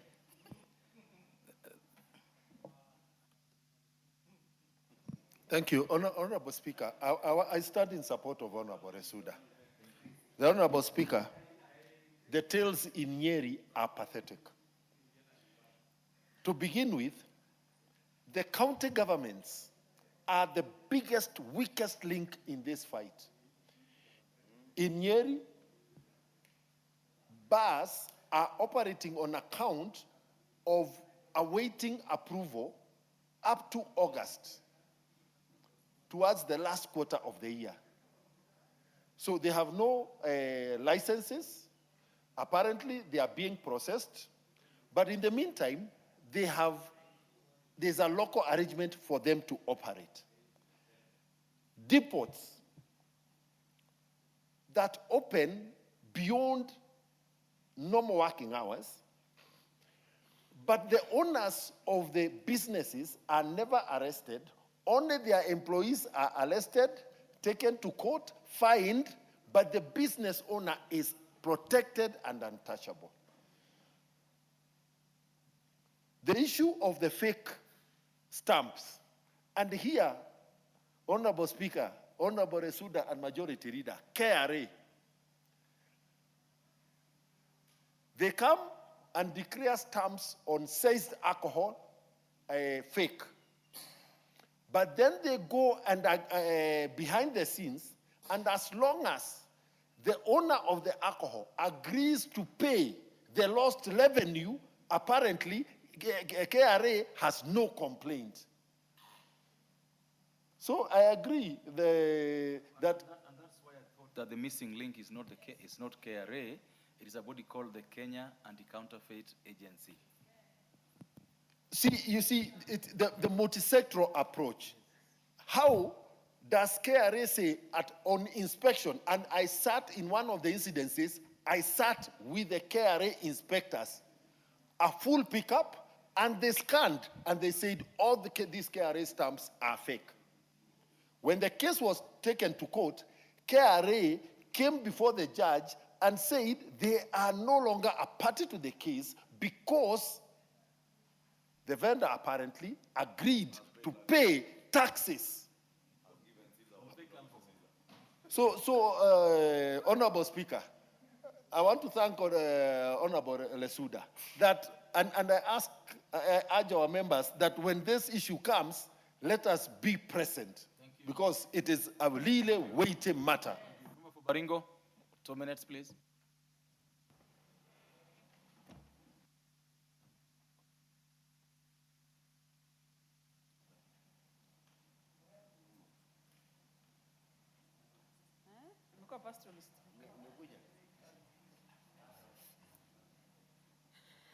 Thank you so much, Mr. Speaker. As my members who have spoken before me, I also want to add my concerns on this matter. Mr. Speaker, alcohol, as much as we are members of parliament, we will do the laws that will have policies to stop probably the manufacturers or institutions that should curtail this problem. But Mr. Speaker, there is also the bigger part that we are not able to legislate morals, to legislate intentions. Because my worry today in the African setup is you walk into the nearest club is hand in hand with a construction of a church. Hand in hand in a closest estate where children are brought up. Where grown-ups wake up every day, there is a disco and club in the next door, and there is a church on the other door. So there's a missing link, not only in government operatives, but there's also a missing link in the society. Because, Mr. Speaker, we are literally watching a generation drain down. There was an opportunity for the KDF recruitment last year. It was not only about alcoholism, the drug menace. It's even worse when girls, young mothers are involved.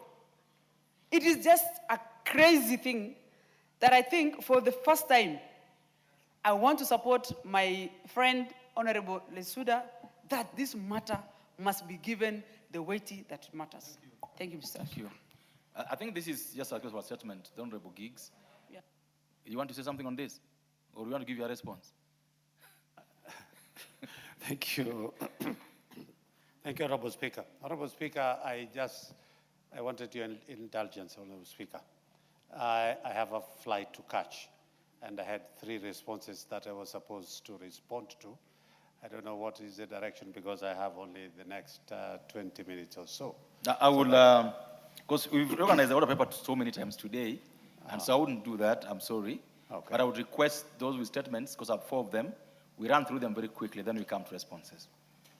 Can I then table them? Then the members who had asked could get, because after this, then No, just take your seat. Okay. In the next 10 minutes, you'll be done with the statements, then you can start responses.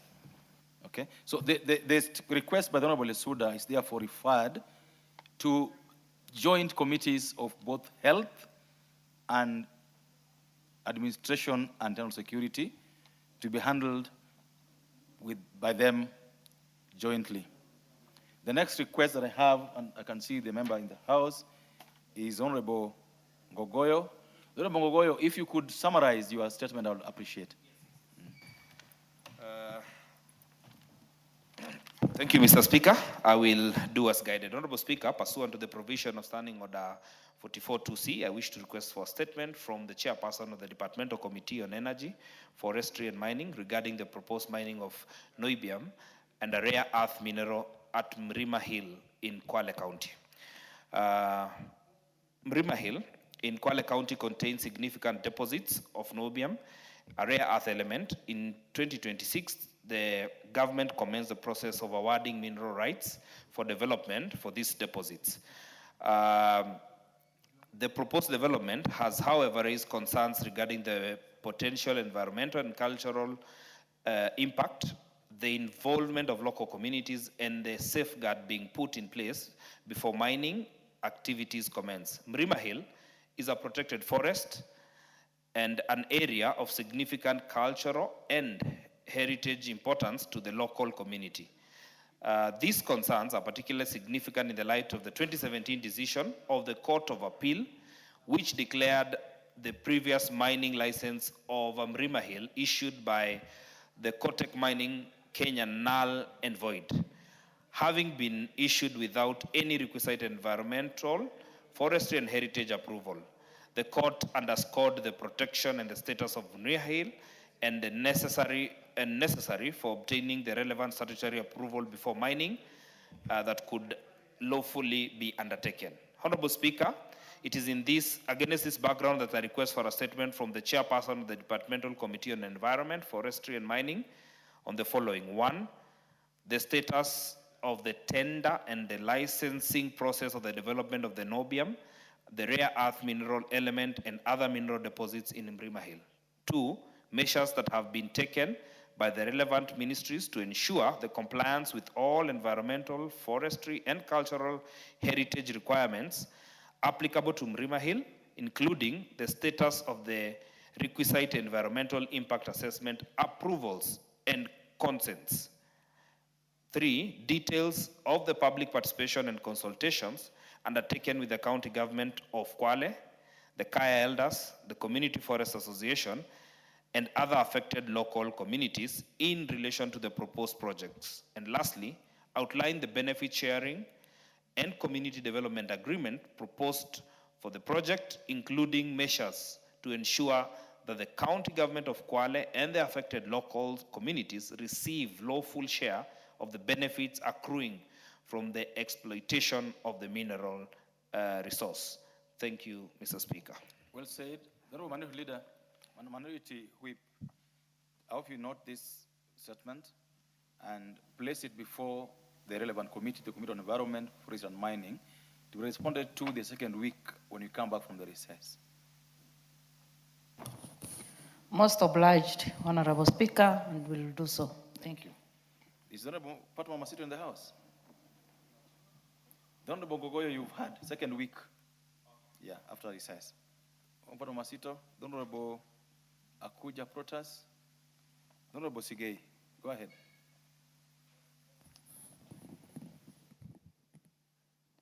Thank you, Mr. Speaker. This is a request for a statement regarding transitioning of the new KCC to private management. Honorable Speaker, pursuant to the provisions of Standing Order 42C, I rise to request for a statement from the chairperson of the Departmental Committee on Agriculture and Livestock regarding transitioning of the new Kenya Cooperative Creameries, new KCC, from public to private management. Honorable Speaker, over the years, the new KCC, particularly in Sotik plant, has continued to play a significant role in the dairy sector value chain, providing a market for milk produced by farmers, supporting the stability of dairy sector, and supporting the livelihoods of hundreds of households within the rural economy in the region. Established in 1925, the Kenya Cooperative Creameries, it rebranded itself in 2005 and continued to operate as a fully state-owned enterprise to date. Reports of its proposed transition to private management have caused anxiety among dairy farmers, employers, suppliers, and service providers, some of whom have not been paid for their dues, including remittance of statutory deductions since June 2026. The lack of clarity in the process, the timeliness, and the safeguards of the public assets and the interest of the farmers, employees, stakeholders has caused a lot of uncertainty in Sotik constituency on the future of the new KCC plant in the region. Honorable Speaker, it's against this background that I seek a statement from the chairperson of the Departmental Committee on Agriculture and Livestock on the following. One, the current status of the ownership and operations of the new KCC Sotik plant, including clarification on or plans of, if any, to transition it, and other plans from being state-owned to private. Two, the policy considerations, including the rationale, objectives, and the expected benefits to the dairy farmers, underpinning the reported plans to transition the new KCC to private management. Three, a report on any public participation and consultations undertaken on the reported transitioning with dairy farmers, farmer cooperatives, employees, suppliers, consumers, and other stakeholders, specifying the details of the views received and how they have informed the transition. Four, the status of all outstanding debts and liabilities owed by or to the new KCC Sotik plant, including debts owed to dairy farmers, cooperatives, suppliers, employees, and other creditors, and the arrangements put in place for their settlement or offsetting before or during the transition. Number five, the measures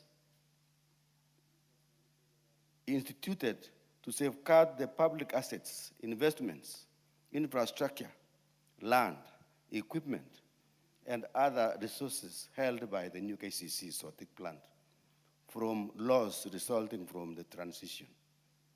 And lastly, number six, the regulatory and oversight framework that will govern the privately managed new KCC to ensure continued support for the dairy sector, fair competition, transparency, accountability, and protection of the interest of farmers, consumers, and other stakeholders in the dairy sector.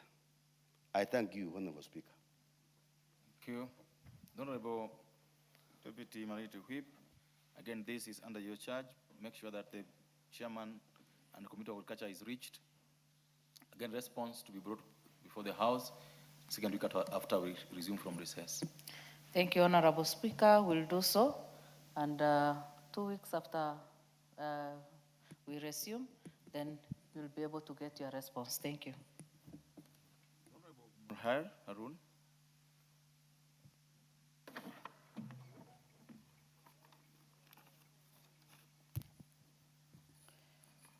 Thank you, Honorable Speaker. Honorable Speaker, pursuant to the provisions of Standing Order 44-2C, I wish to request for a statement from the chairperson of the Departmental Committee on Tourism and Wildlife regarding the tragic death of Mr. Yusuf Barre Ali Hire, a resident of Boka, Tana River County, following a crocodile attack. Honorable Speaker, on 29th July 2026, Mr. Yusuf Barre Ali reportedly went missing after he went to graze his goats along Tana River following an extensive search involving officers from the Kenya Wildlife Service and Kenya Red Cross and members of the local community. His body was recovered on 2nd August 2026. It is alleged that parts of his body, including his right hand and right leg, were missing, indicating seemingly that he may have been attacked by a crocodile. Honorable Speaker, it has further been alleged by someone who reportedly witnessed the incident that the deceased was thrown into the river by officers from Kenya Wildlife Service. This allegation, together with the circumstances surrounding his disappearance and death warrant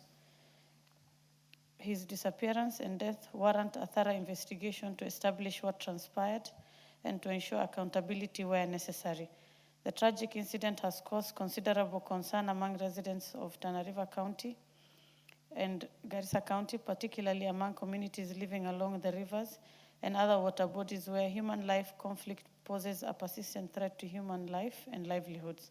Honorable Speaker, it's against this background that I request for a statement from the chairperson of the Departmental Committee on Tourism and Wildlife on the following: the circumstances surrounding the disappearance and death of Mr. Yusuf, including a report on the investigations into the allegations that he was thrown into the river by officers from Kenya Wildlife Service, and any action taken against the persons found culpable, the measures put in place to prevent crocodile attacks and mitigate human-wildlife conflict along Tana River and other identified high-risk areas, and an indication on the timelines for payment of compensation owed to the family.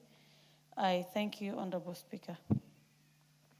Thank you. Again, this should reach the committee, the chairperson of the Committee on Internal Administration and Security, the Honorable Deputy Minority Whip. This is a matter that needs some serious attention. Yes. Because someone has already lost his life, and many more are in danger. So I would suggest that while we are in recess, the committee should take that matter up and give proper response so that we can avoid future challenges like that. And it has happened in many counties, and we should give attention. Thank you. This should be placed before that committee while also dealing with the question asked earlier, the member from Mavoko. We ordered that they should sit next week and look into it. This will be placed before the committee on that next week. Member for West Mugirango, the member of Mogaka. Thank you, Mr. Speaker, for allowing me to request for a statement regarding the exclusion of a winning school from exhibiting their item at the State House Gala. Honorable Speaker, pursuant to the provisions of Standing Order number 44, 2C, I wish to request for a statement from the chairperson of the Department Committee on Education regarding the exclusion of Mobamba Comprehensive School in West Mogrango constituency, Nyamira County, from the recent State House performance gala arising out of the winners from Kibabii. Honorable Speaker, Mobamba Comprehensive School successfully competed at the National Music Festival, and subsequent to that, they got an invitation to the gala performance, which they honored. However, Mr. Speaker, and regrettably, no school or learners from Nyamira County were invited to present or exhibit their winning items at the State House event. The recent exclusion of Mobamba School has raised concerns regarding the criteria being applied in selecting schools for national recognition and the adequacy of government support for co-curricular activities. Reportedly, Mr. Speaker, on 8 August 2026, the said Mobamba Comprehensive School sought transport assistance to attend and participate in the National Music Festival held at Kibabii University in Bungoma County, but were denied such support from the ministry. It is, Mr. Speaker, against that background that I request for a statement from the chairperson of the Departmental Committee on Education on the following. What is the criteria applied in selecting schools and learners that are invited to the State House Gala performance annually, including the ranking of the schools so selected? Number two, the reasons, Mr. Speaker, for the exclusion of Mobamba Comprehensive School and why Nyamira County as a whole did not have any representation in the State House representation. Mr. Speaker, finally, I want to know the measures taken by the Ministry of Education to ensure fairness and equality of opportunity to be granted in the selection of schools for national recognition, including but not limited to the status of government funding for co-curricular activities, and whether budget lines exist for the transport of schools that are qualifying for national competition, so that members of parliament like myself don't have to underwrite such expenses. I thank you, Mr. Speaker. Very interesting one. Honorable Manuel Whip, again, let this reach the Committee on Education. Yeah, I promise to speak to the chairman so that 2 weeks after our recess, the response is given. Thank you. Mugaka, you've heard that. We are all looking forward to that answer. I have heard that, and I'll speak to the minister himself in the language I share with him, because we need fairness and parity in treatment of schools. Thank you so much. Honourable members, we now move to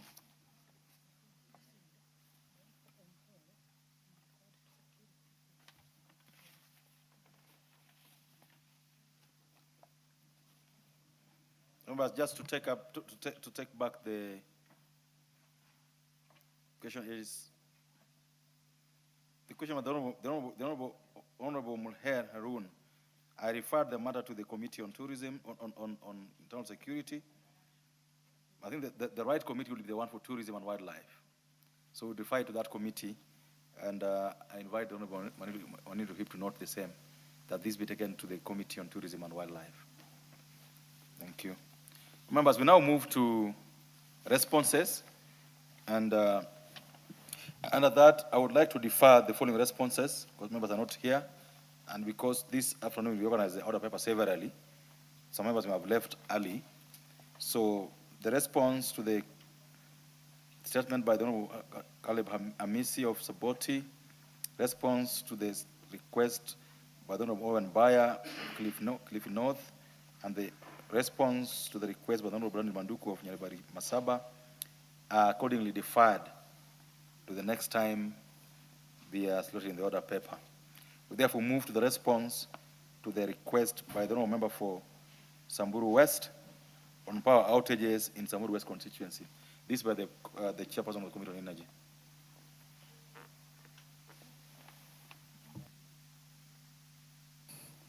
Thank you, Honorable Speaker.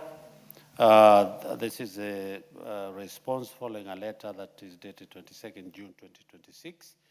Honorable Speaker, there was a request by Honorable Naisula Lesuda, Member of Parliament for Samburu West constituency.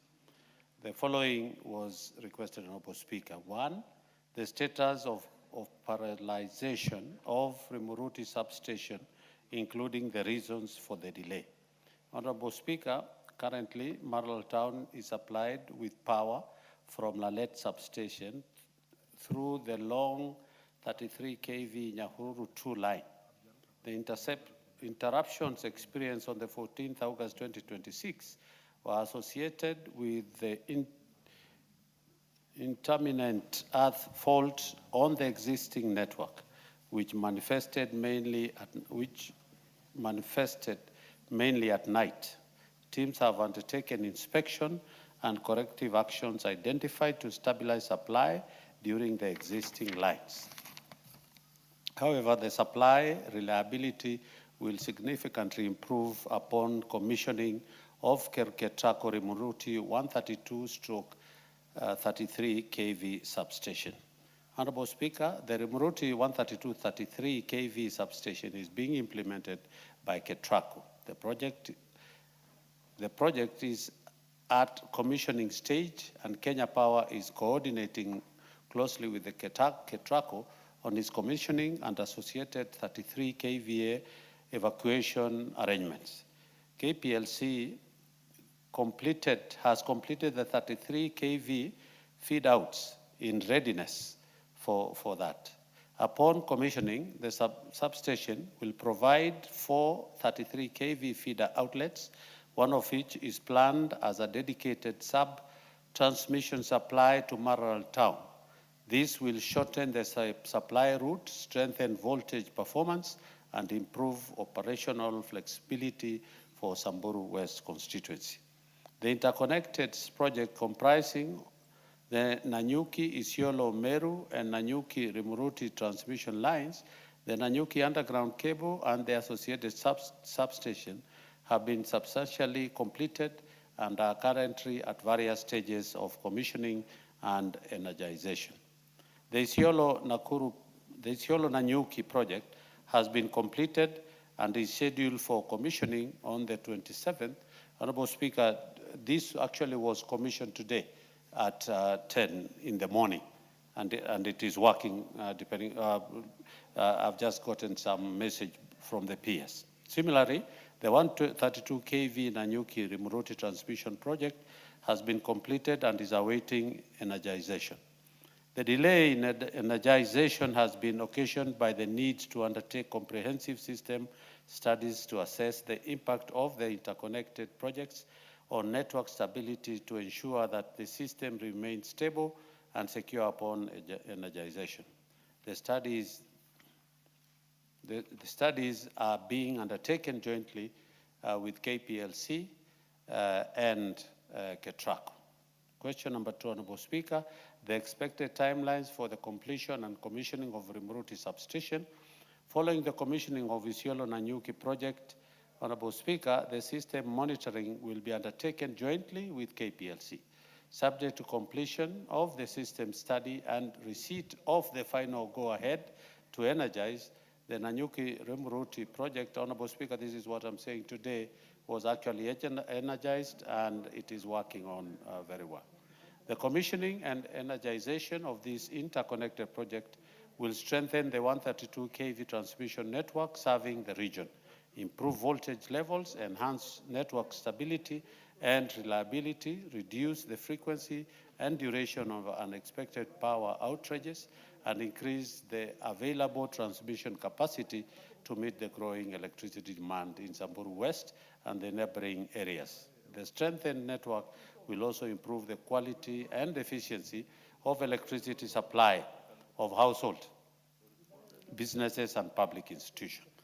The last question, Honorable Speaker, is the alternative or strategic partnership being explored by the ministry to provide Marlal and the entire Samburu West constituency with supplementary or backup power sources to mitigate the effect of power outages in future.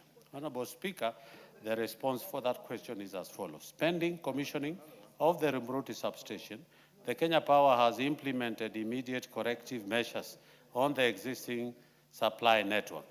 Joint technical teams from Marar and Nyahururu repaired an aerial earth wire at Gomongo on the 14th August 2026, replaced the shattered pins insulators around Muchongoi, assessed breakers and protection operations, and reset the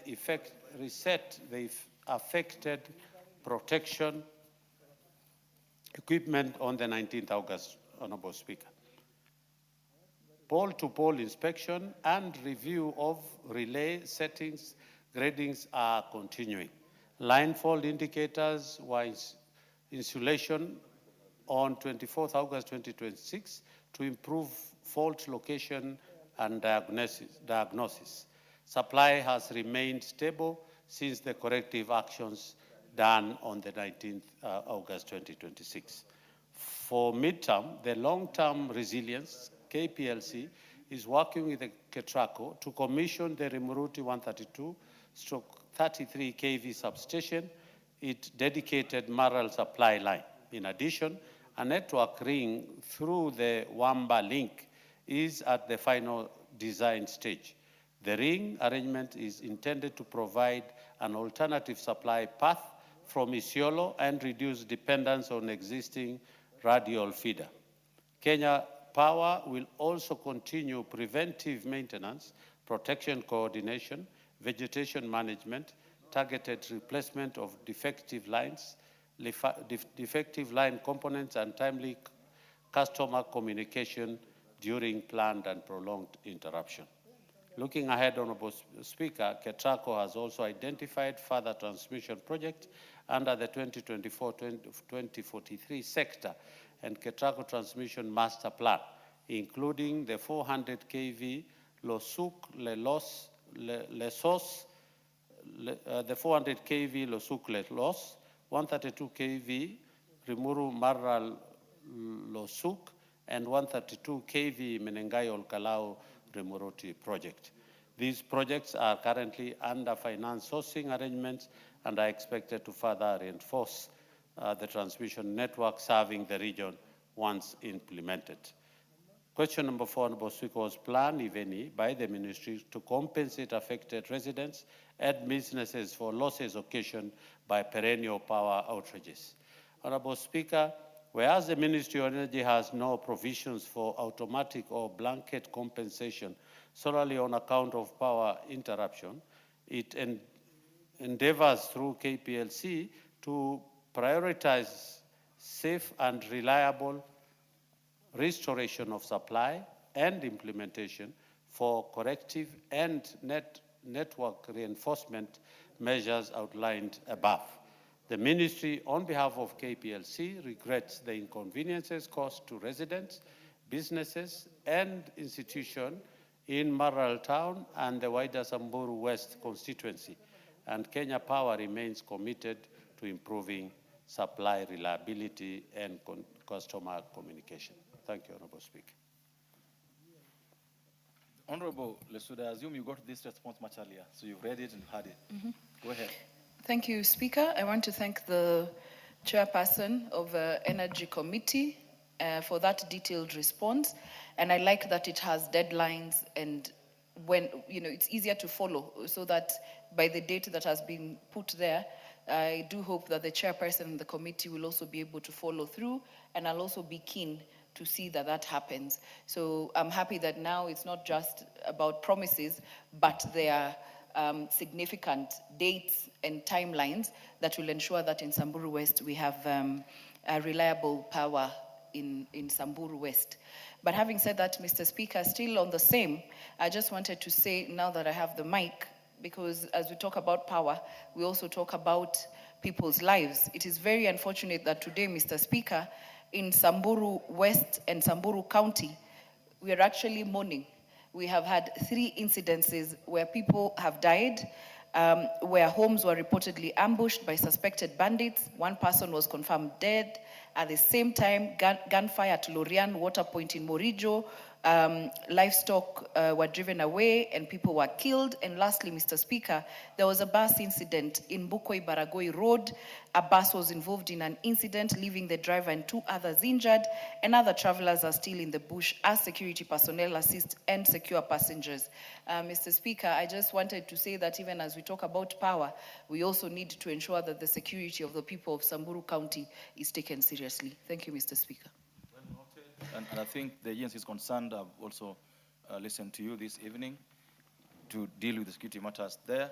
The Honorable Gikaria, you've heard what the members said. Please ensure that the agencies you speak to stick with the deadlines and timelines you have put to ensure that Samburu West and Samburu generally is well powered. Thank you. The next response is, yes, the Honorable Gikaria. The Speaker had directed that we were supposed actually to give the responses on Tuesday, but now I have 2 more. I wish maybe we could take These are to which? One was by Honorable Edith Nyenze, Member of Parliament for Kitui West, and the other one was from Honorable Tungule Kazungu, Member of Parliament for Ganze constituency. Yeah, I would defer them until next time when they are put in the order paper so that Most obliged, the response Mr. in the Speaker. House. Thank you. Thank you so much. The next one with a request by the Honorable Abdul Haro is in the House. The Honorable Abdul Haro is in the House. Yeah, I think I can see him there. So the Honorable Member for Bureti told you are sitting in for the Chair of Transport. Please go ahead and give your response. Thank you, Honorable Speaker. My good friend, the Honorable Member for Mandera South Constituency, Abdul, had requested a statement from the Chairperson of Departmental Committee on Transport and Infrastructure regarding the condition and the operationalization of Kotulo Airstrip in Mandera County. Honorable Speaker, Honorable Haro sought to establish the following: a report on the status of Kotulo Airstrip, including the total cost incurred in its construction and the reasons for its current non-operationalization status, including any legal, regulatory, or administrative constraints. Second question he had was the measures put in place by the Ministry of Roads and Transport to rehabilitate and upgrade and operationalize Kotulo Airstrip, including budgetary allocation and the expected completion timelines. And 3, the steps being taken to safeguard the existing infrastructure at the airstrip from further deterioration pending its operationalization. Honorable Speaker, the committee received a response from the Ministry of Roads and Transport through the Clerk of the National Assembly, which I now wish to make. The report was written last Friday, so the committee has not been able to interrogate the response other than a report that has been presented here. Regarding the status of Kotulo Airstrip and the total cost incurred in its construction, the ministry submitted that Kotulo Airstrip, located in Mandera County, was completed on 26 February 2020 under the phase 1 of the development of the project. The facility comprised a Code 3B aerodrome with a single gravel runway, orientation 1836, measuring 1.4 kilometers in length and 30 meters in width, including 2 taxiways and an apron, all constructed to gravel, that is MARAM standards, in general conformity to the ICAO standards Annex 14 requirement for basic aerodromes. The project was funded under the Airstrip Development Vote by the then Ministry of Transport, Infrastructure, Housing and Urban Development in the financial year 2017-2018. It was started on 26th August of 2018 and was completed on 26th February 2020 at the cost of 80,151,829.80. The contractor was Nurki Construction Company as a joint venture with Frontier Engineering Limited. The project was 100% complete, certified 100% complete. Defect notification period ended in 26 February 2021. It was subsequently handed over to the Kenya Airports Authority for operation and maintenance. Since completion, the airstrip has supported the government security and humanitarian efforts, albeit very limited operational scale. Regarding the reasons for the airstrip current operational status, the ministry submitted that the airstrip continues to face significant operational constraints, primarily due to its gravel surface, environmental exposure. These include rapid surface deterioration resulting from wind erosion and seasonal rainfall. increases risk of foreign object debris, posing safety concern for aircraft's operations, high maintenance requirements, and associated recurrent costs, reduce operational reliability, particularly during the adverse weather conditions. The encroachment by vegetation within the runway strip, compromising feasibility and safety margins. These challenges collectively limit the efficiency, safety, and sustainability of operations of the facility and hinders its full operationalization. Regarding the measures to rehabilitate, upgrade, and operationalize Kotulo Airstrip, the Ministry submitted that while Phase 1 established the foundational infrastructure, further investment is required to achieve full operational capacity. There is a compelling need to implement Phase 2 upgrades, including upgrading the runway, taxiways, the aprons to asphalt, that is bituminous standards, to ensure durability and all-weather operations. In conclusion, Honorable Speaker, the Ministry submitted that the improvements will significantly enhance the strategic role of Kotulo Airstrip as a critical enabler of security operations, humanitarian response, and social economic development in Madera County and the wider northern Kenya region, while underscoring the current operational status of the airstrip and the need to targeted investment to ensure its optimal utilization, improved efficiency, and long-term sustainability. Honorable Speaker, that's the response we received. I've gone through the response myself together with the chair, and I've talked to the chair. There are two questions that have not been responded to by the ministry, which I wish to raise them, and I know the member will surely raise it, about the question of then what will happen to the airstrip and what is the plan of the ministry on the airstrip together with its budgetary allocation and the intended timelines in the construction of the project to make sure that this project is timely. So because this response was given just last week, we would wish, and I would want to assure the member that we will further process this question, because in our opinion as a committee, it is both inadequate and insufficient to take care of the concerns of the member for the purposes of the general development of Kotulo Airstrip in the northern region to be able to serve its purpose. Thank you, Chair. Very well said, Honorable Haro. Thank you, Chair. And I also thank the committee because obviously they found that the report is unsatisfactory, and indeed it is unsatisfactory.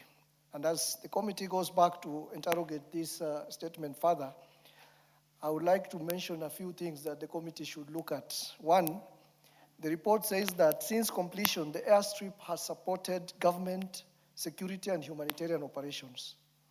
This is factually not correct. 6 years down the line since the completion of the airstrip, the airstrip has remained unused. It has never been used. So it has not been supporting those operations as we speak about. And we are worried, especially now that we are preparing for an El Nino. We are being told it will be even much more harsher than the El Nino we had last time. This is a region where the roads are bad. There are a lot of security insensitivities, and there is a lot of humanitarian needs, especially when there is El Nino, and that is one worry we have. Honorable Speaker, I also asked the statement to address the two key issues that the committee has pointed out. I asked for the ministry to give timelines and implementation schedules for any improvements to make the airstrip usable or operational. I also asked about any budgetary measures for the airstrip to make it operational. But of course, there is no indication that Phase 2 is ready, budgeted, and there is no allocation for it in this financial year, and this appears like an unfunded request. Honorable Speaker, the statement also says that the airstrip was handed over to the Kenya Airports Authority for operational and maintenance purposes. But there is no indication at all for the last 6 years that there is maintenance by KAA since handover, and that KAA does not have any budgetary allocation for the Kotulo Airstrip. Those are the issues that I want the committee to interrogate as they interrogate this further. Thank you, Honorable Speaker. Thank you, and I think as admitted by the member of the committee, are you the vice chair of the committee? When the call the ministry officials. I'm sure you'll be available to be able to raise these concerns yourself before that committee. Thank you. I think, Honorable Komingoi, you take it up and lodge with the member. How soon do you want to call the ministry on this matter? Okay, Honorable Speaker, would you allow me to coordinate with the member when the next meeting will be coming with regard to the transport department, so that we can be able to work it out together? I'm sure, Haro, you are well guided. Thank you. Honorable members, for the House, allow me to again further organize the order paper.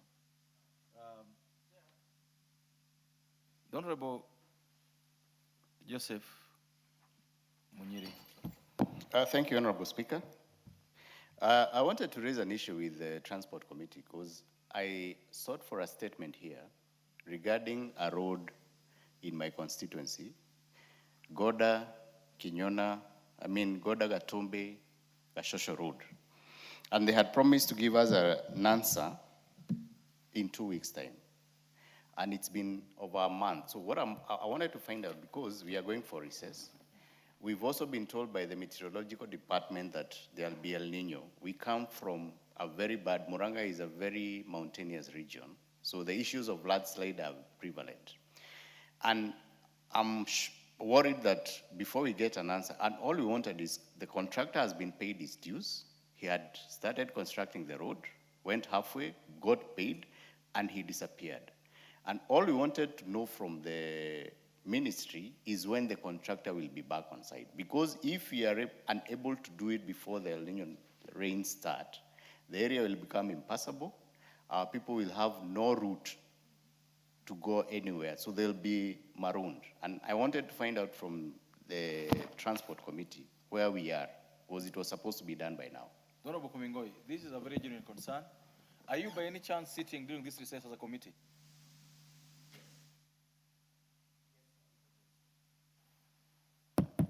Yes, Honorable Speaker.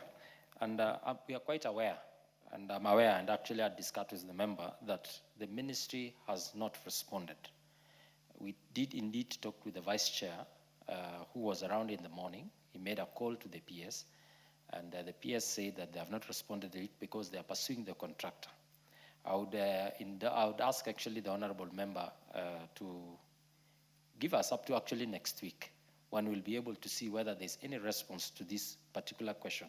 I remember it elicited a lot of concerns from the member, knowing that if the rains are then coming, the contractor is fully paid and mobilized, that there is no debt on this road, there is no reason why the contractor should not be on the road.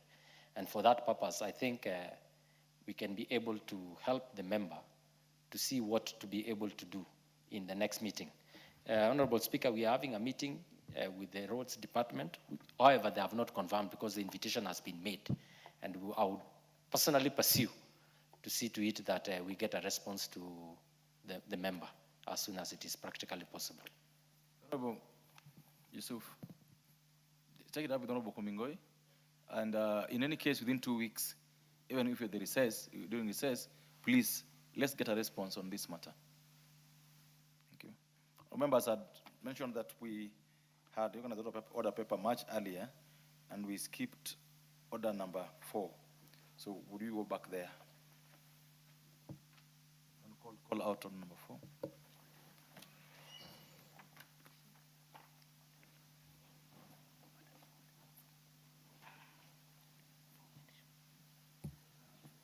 Order number 4, petitions. And that is a petition by the Honorable Owen Baya, which I'll give the Honorable Minority Whip to read. Thank you, Honorable Speaker. As you are rightly saying, I'm doing this on behalf of our Deputy Majority Leader, Honorable Owen Baya, who is attending to another official duty. And because he's so concerned with this, he requested me to read this so that they can get the response as early as possible. The motion is regarding, the petition is regarding safety, legality, and environmental compliance of the development at Twiga Beach Hotel Jacaranda, Watamu in Kilifi County. I undersigned on behalf of the residents of Watamu Ward in Kilifi North constituency, Kilifi County, draw the attention of the House to the following. Number one, that residents of Watamu Ward are gravely concerned about the environmental integrity, safety, and legality of a large development under construction at Twiga Jacaranda Watamu and the risks it possesses to the marine ecosystem, the natural environment, and the tourism economy upon which the community depends. Number two, that the development stands in close proximity to the ocean with some of its supporting pillars reportedly situated in or immediately adjacent to ocean water, raising serious concerns regarding the coastal erosion, degradation of the marine and beach environment, and the long-term ecological impact of the structure on the shoreline. Three, that the concerns raised are highlighted by the potential consequences of any structural failure of a large development which could endanger residents, construction workers, tourists, businesses, and members of the public. Number four, that the National Environment Management Authority, NEMA, and the National Construction Authority, NCA, have previously inspected the development and issued notices concerning the construction, but construction is reportedly continuing. That the existing structure, including the number of floors, number of units, overall size, configuration, and intended use may not be as per the approved architectural and structural plans. Number six, that the petitioners are further concerned that the premises may have been occupied or put into commercial use without requisite verification of all the approvals, permits, and certificates, including certificates of occupation. Number seven, that proximity of the structure to the ocean also raises environmental and coastal management concerns, contrary to Article 42 of the Constitution that guarantees every person the right to clean and healthy environment. Number eight, that under the Environment and under the Environmental Management and Coordination Act, projects falling within the statutory framework are subject to environmental impact assessment requirements before the relevant license is issued, and the authority may require a fresh assessment where a project has been substantially modified or possesses an environmental threat or possesses an environmental threat not reasonably foreseen during the original assessment.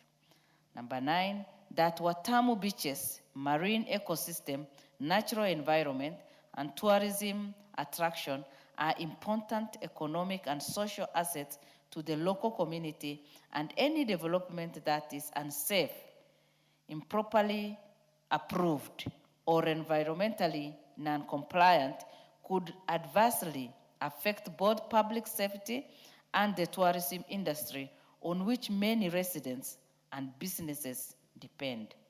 Number 10, that despite repeated efforts by the residents to seek redress from relevant authorities, to tangible results have been achieved to date, and that the issues raised in this petition are not pending before any court of law, constitutional body, or other legal institution.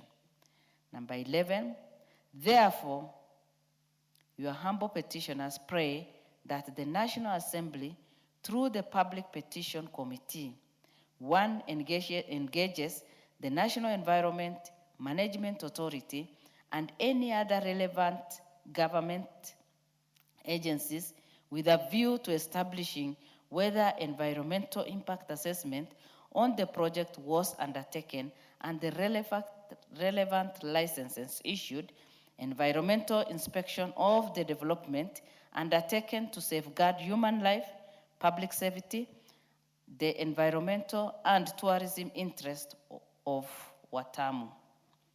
Number 2, recommends that the appropriate remedial or enforcement action, including demolition where necessary, be taken without further delay in regard to the said building, subject to the applicable law and due process, in order to prevent loss of life, protect wildlife, and preserve the dignity and integrity of Watamu's coastal and marine environment. And 3, finally, makes any other recommendation it may deem appropriate to address the plight of the petitioner. And you as petitioner will ever pray. Honorable Owen Baya, CBS MP.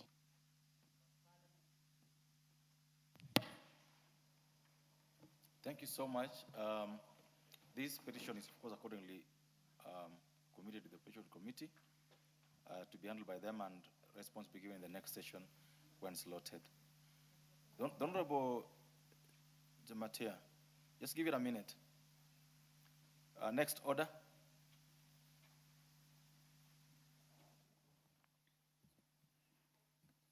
Order number 14, the Public Service Superannuation Scheme Amendment Bill, National Assembly Bill number 33 of 2025, second reading. Members, because I can't see the mover of this bill, I order this bill to be deferred to the next time it's loaded in the order paper. Next order. Order number 15, motion, inspection visit to the Kenyan Embassy in Morocco. Members, I accordingly refer this order to, because I can't see the chairperson, the relevant committee to move it for debate. Next order.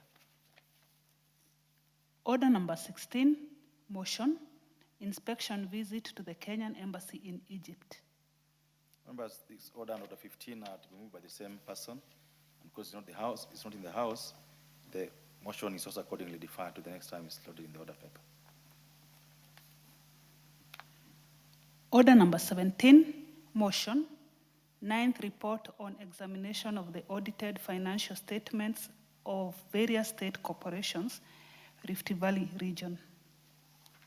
All members, order 17 also accordingly deferred to the next time's order paper because the chairperson is not in the house to move the same.